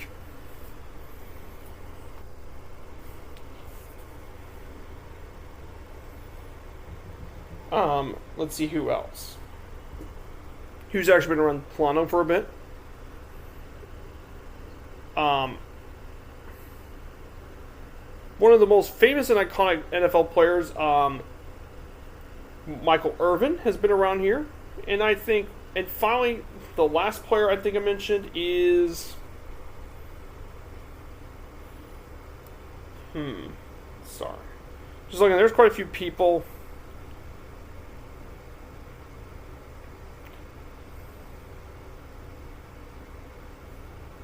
And Laura Bailey's also from Plano, too. These are some notable people who've been around the city. So that's kind of about Plano. For any of you who like to fish, Plano is home to the Plano Tackling Manufacturing Company. They're famous for their tackle boxes. Oh, that's cool. That's really cool.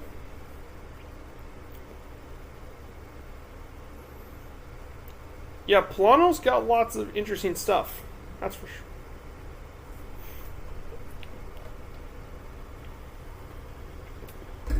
Thanks for the information, Swamp Donkey. I really appreciate it. Okay, we're now getting closer to Dallas, Texas.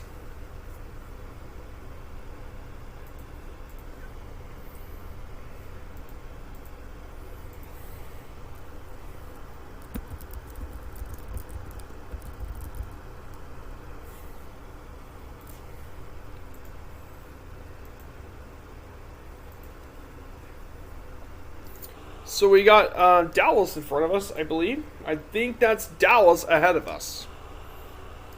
And all those nameplates you see there, that is because that's Dallas Fort Worth International. Which is actually a handcrafted airport, believe it or not. They added it during World Update 3 when they went to the United States. Plano is also where South Fork Ranch is at, which is featured in the 1980 series Dallas. Oh, nice.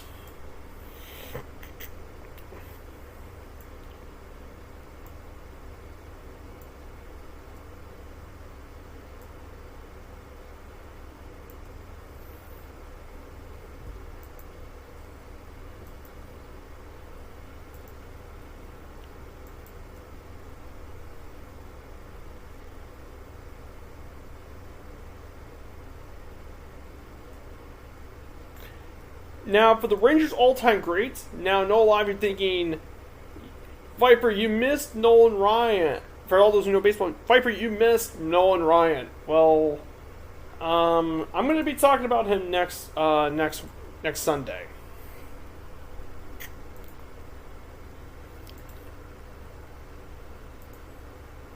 Swamp Donkey, great senior around here.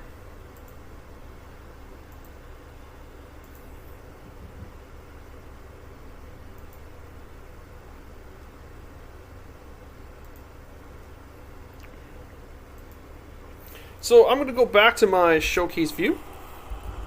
Haven't been around looking at that view. Thank you. Thanks for having me. No, thank you for coming to my stream. No, thank you. All the information is just really awesome. Like I said, I want to learn more about the world and such.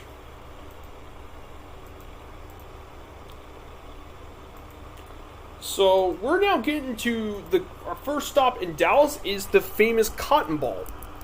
Now, the Cotton Bowl itself, the stadium, was actually built all the way back in 1930. It opened 91 years ago. Yes, this American football stadium is 91 years old.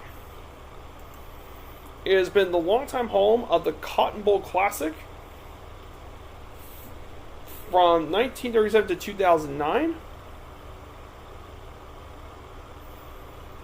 For college football, it used to be the home of the SMU Mustangs from 1932 to 1978. It played the Red River Showdown, having played here since 1924, has played here in the Cotton Bowl. And the NFL used to play there. In fact, the Dallas Cowboys used to play in the Cotton Bowl from 1960 to 1971, have played here in the Cotton Bowl.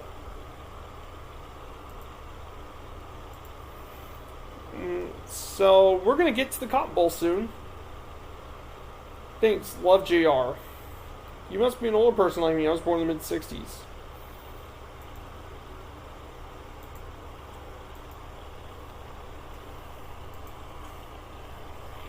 And I think that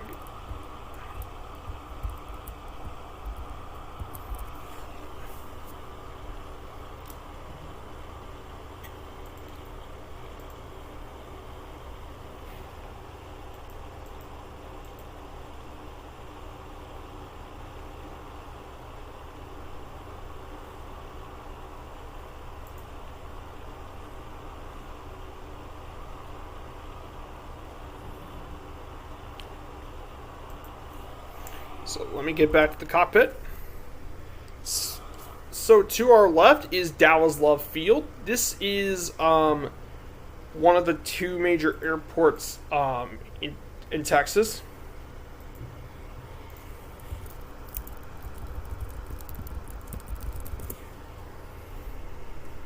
It's actually a public airport in downtown Texas. It used to be the main airport for Dallas until 1974 when KDFW was opened. But Dallas Love Field is still used by Southwest Airlines.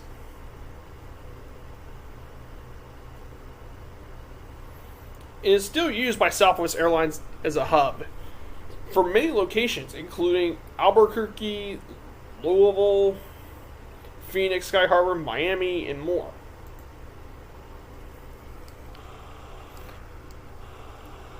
And there's where it appears downtown Dallas is like.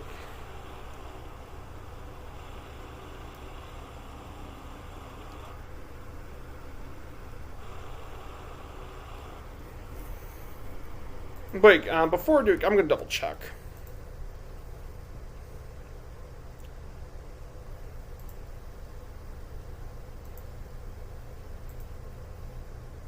Going to turn off photogrammetry and turn it back on, see if the photogrammetry is going to return back to Dallas.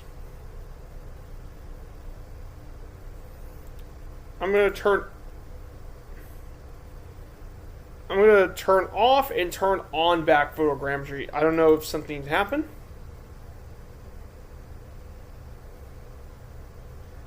Fifi operates in Love Field.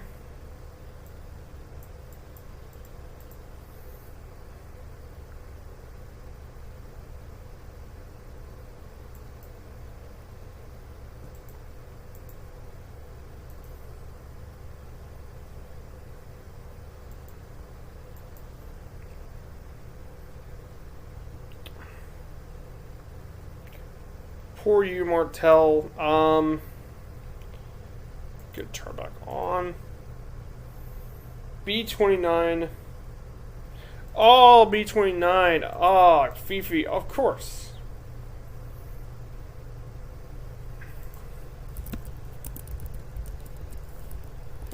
Ah, the legendary Fifi, of course. It's one of the two fine B29s still remaining. Oh, now I see, Fifi. That program was terrible. Yeah.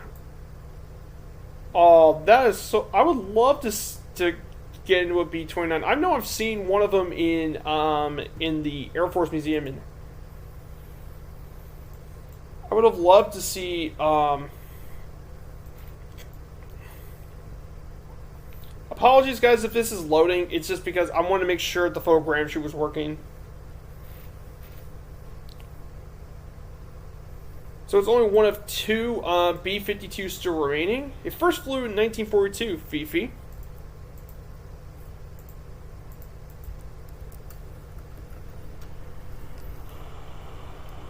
So it appears Dallas doesn't have any photogrammetry. That's weird. You would think Dallas, being America's 9th largest city, has photogrammetry. It's so weird.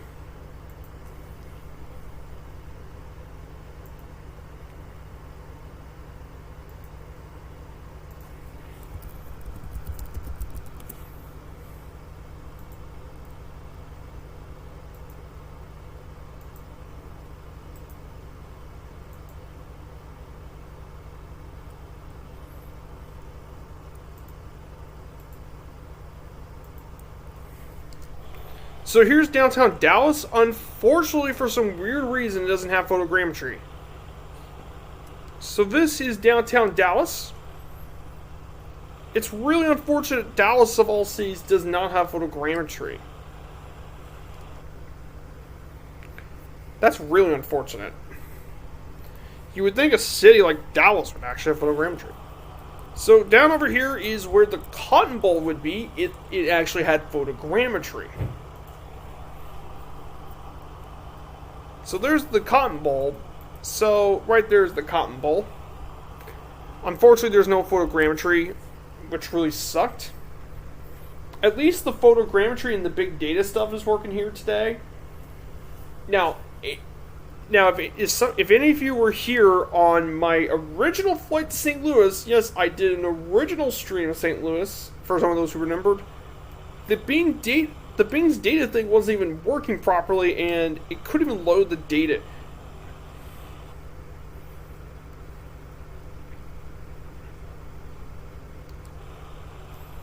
And here's downtown Dallas, for some unknown reason, there is no photogrammetry.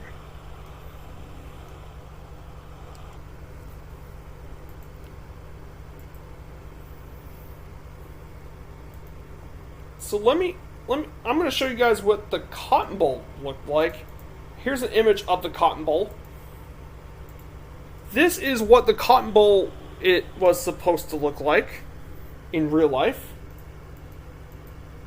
It doesn't look like that in the sim, but this is what the Cotton Bowl should look like in real life.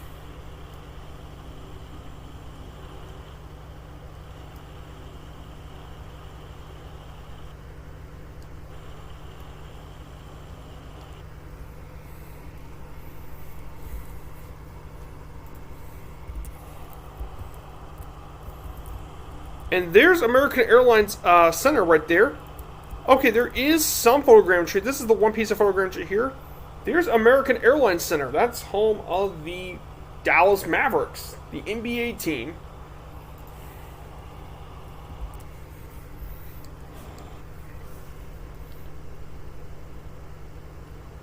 My hometown, Port Arthur, looks spot on. That is weird, especially when you consider Dallas is America's 9th largest city. That is so weird. So, we actually have a couple things. We got 3 more parts. We got 3 more slides to go. And we'll finally end our trip through Texas. The first is Arlington Stadium. It's originally called Turnpike Stadium when it was first opened. The Rangers played there from 1972 to 1993. It was originally opened in 1965 as a minor league ballpark. When it was opened in 1965, it used to seat 10,000 fans. Well, by the end of its lifespan, it could seat up to 43,000 people. And on top of this, it also had symmetrical outfield dimensions. Now, the major issue with the stadium is the field wasn't exactly the greatest, but the major issue is that there was no roof or covering of any kind. And you know what Texas is known for, right? Yeah, the heat. The heat of Texas is just terrible. However, this thing did have some notable moments, including Nolan Ryan's 5,000th strikeout, his 7th and final no-hitter, and a memorable brawl between him and Robin Ventura. So it's a very forgettable stadium. The next one on my list is going to be Choctaw Stadium, but it used to be called Globe Life Park. Now, Choctaw Stadium opened in 1994 as the ballpark in Arlington. It was the home of the Rangers from 1994 to 2019. The stadium had a seating capacity of 48,000 fans, and the outfield dimensions were actually very asymmetrical. 332 in left field, 390 in left center, 400 center field, 381 in right center field, and 326 in right field. And the reason I talk about outfield dimensions is because baseball, unlike many other sports, their outfield dimensions actually vary. It gives baseball a unique touch compared to some of the other things. Now, this ballpark has some pretty unique features, being a Greens Hill, which is in center field. It's a lawn area. There's a 4-story office space complex within left field to center field, and actually corporations actually now call it home in the office. And there's also a roofed right field porch in right field, and it's a very popular spot for some long home runs have landed in the porch. This ballpark is a notoriously hitter-friendly ballpark due to the high temperatures and such. the balls fly out of the ballpark like crazy in Texas. In Arlington, like they fly out of the ballpark. If it wasn't for the office space and all that, there would have been even more home runs in the ballpark. And notable moments include the 2010-2011 World Series, the 1995 All-Star Game, and the first regular season interleague game in 1997 with the Giants taking on the Rangers. Yes, I got to test the heat in Texas. It's not that bad in Central West. The upper Gold Coast at Port Arthur's heat mixed with high humidity is horrible. 100-degree plus temps during the summer with 95 humidity. Yeah. That's why the Rangers had to play a lot of their games at night. Thankfully, though, their new ballpark actually is not having the problem. And that is their Globe Life Field. Now, this ballpark opened last year. It's the newest ballpark in the major leagues. It has a seat capacity of 40,000 fans. And the outfield dimensions are 329, 372, 407, 374, and 326. Each of the dimensions correspond to the Rangers' history. 29 being Adrian Beltray, 372 being the first year of the Rangers' existence, 407 being Yvonne Rodriguez, 374 being 374 being their first winning season, I believe. Or actually, one of those might have been Michael Young, and finally 326 being Johnny Olds, which is pretty cool. Other features include a retractable roof, which is a godsend for the Rangers. The Rangers really needed a retractable roof. 810 ton brick arches, a giant video board which hangs on top of on right here, and a multi-level press box that located all the way in the right field side. Now, some notable moments include the 2020 World Series. Due to COVID, it hosted the World Series here. The 2021 Commanders Classic game between Army and Air Force is held here at the park, and Joe Musgrove's no-hitter in 2021. And that concludes the slideshow. So now we're getting to the ballparks area. Hey, Monty Goblin. Hey, Monty Goblin. I have the route. So we're outside of Kilo Golf Papa Mike. We're right here at the airport. Now, unfortunately, Arlington has no photogrammetry. The only place that actually is made in the sim is AT&T Stadium. There's Globe Life Park. If you see that ballpark ring, that is Globe Life Park. Unfortunately, what makes it worse is that the entire Gold Coast is in a hurricane alley. Yeah, it's notorious. Hurricanes are a problem. So I do want to show you one more thing in the slideshow. So I'm going to go right here. So this is Globe Life Park. Globe Life Field is the new ballpark.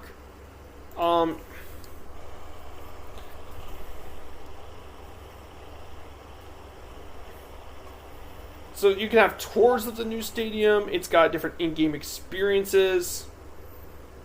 There's seating and stuff, directions and parking, this sort of stuff. So let me, there you are, Swamp Donkey. Now, there is something I do want to show you. Okay, let me go ahead and pause.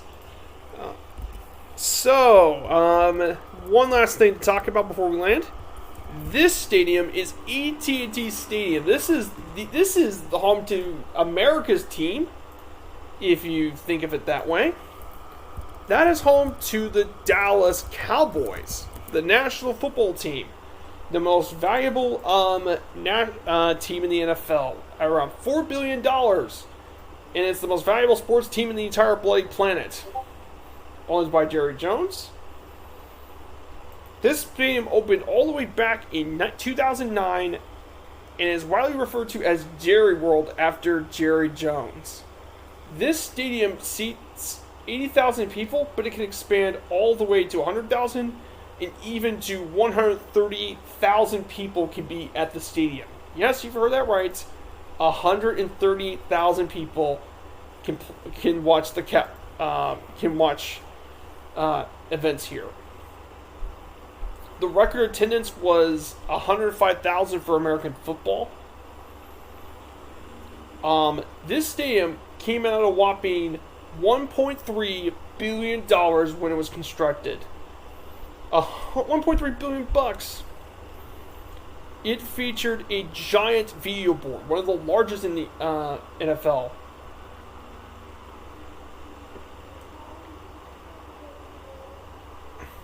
This thing is just huge. It's a ginormous video board.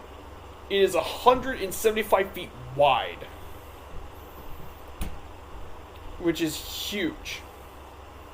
And it weighed 370,000 pounds of the video board. And yes, Asobo has made this an actual handcrafted POI. And this is base too.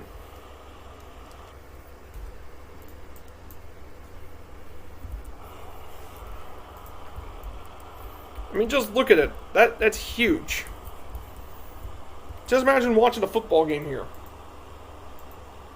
It's huge.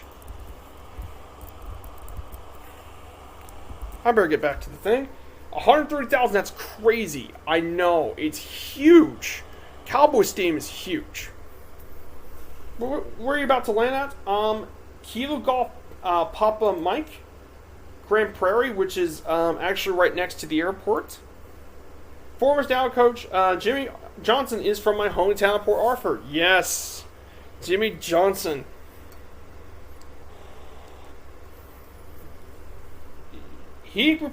From what I know, he actually replaced Tom Landry, who is a Hall of Fame coach, and there was a lot of people who didn't like Jimmy Johnson's hiring.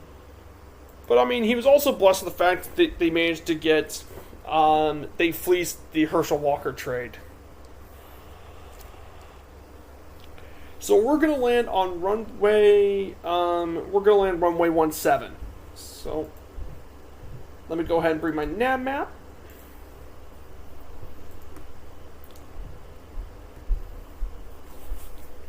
So guys, I want to thank everyone for being here today. This has been wonderful, guys. And the airport should be right next to us, I believe. Gonna go ahead and pull out the final flaps just to get this bird slowing down.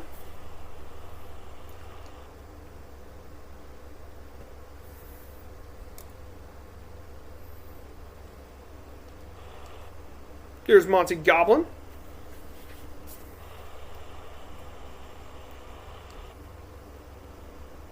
So if you guys like the content, don't be afraid to give me a follow and continue supporting the channel.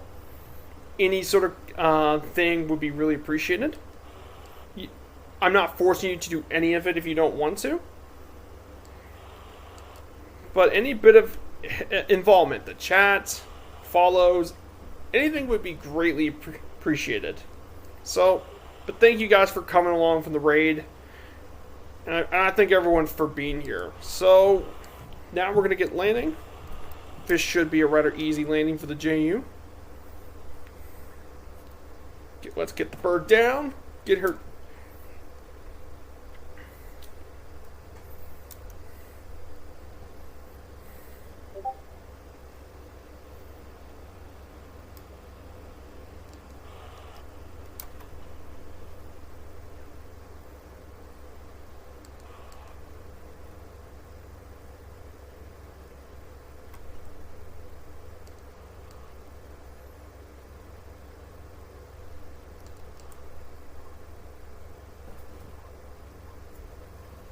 And she's down. She gets stopped nice and easy. Kazaki's here. Good to see you. And let's get her parked. Oh no, Monty Goblin, no. Medic!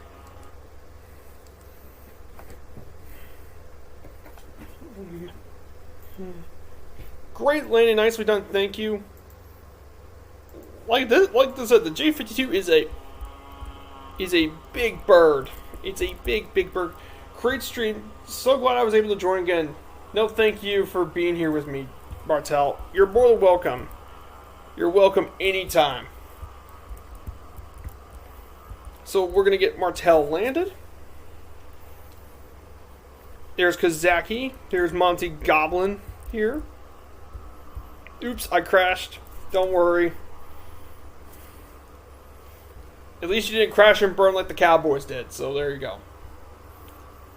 So thank you everyone for being here today.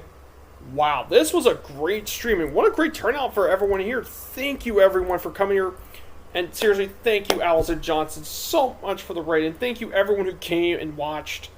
This was a wonderful stream. Now the question is, who should I raid?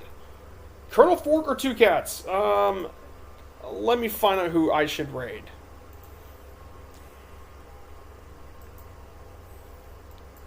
Which of the two would I be more interested in? I think...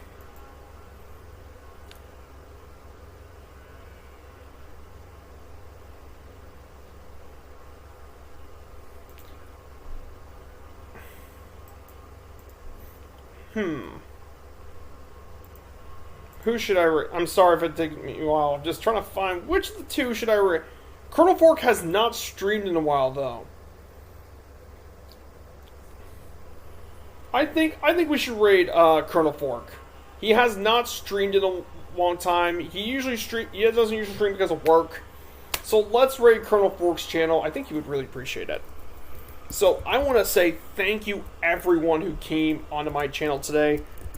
I hope we can see each other soon.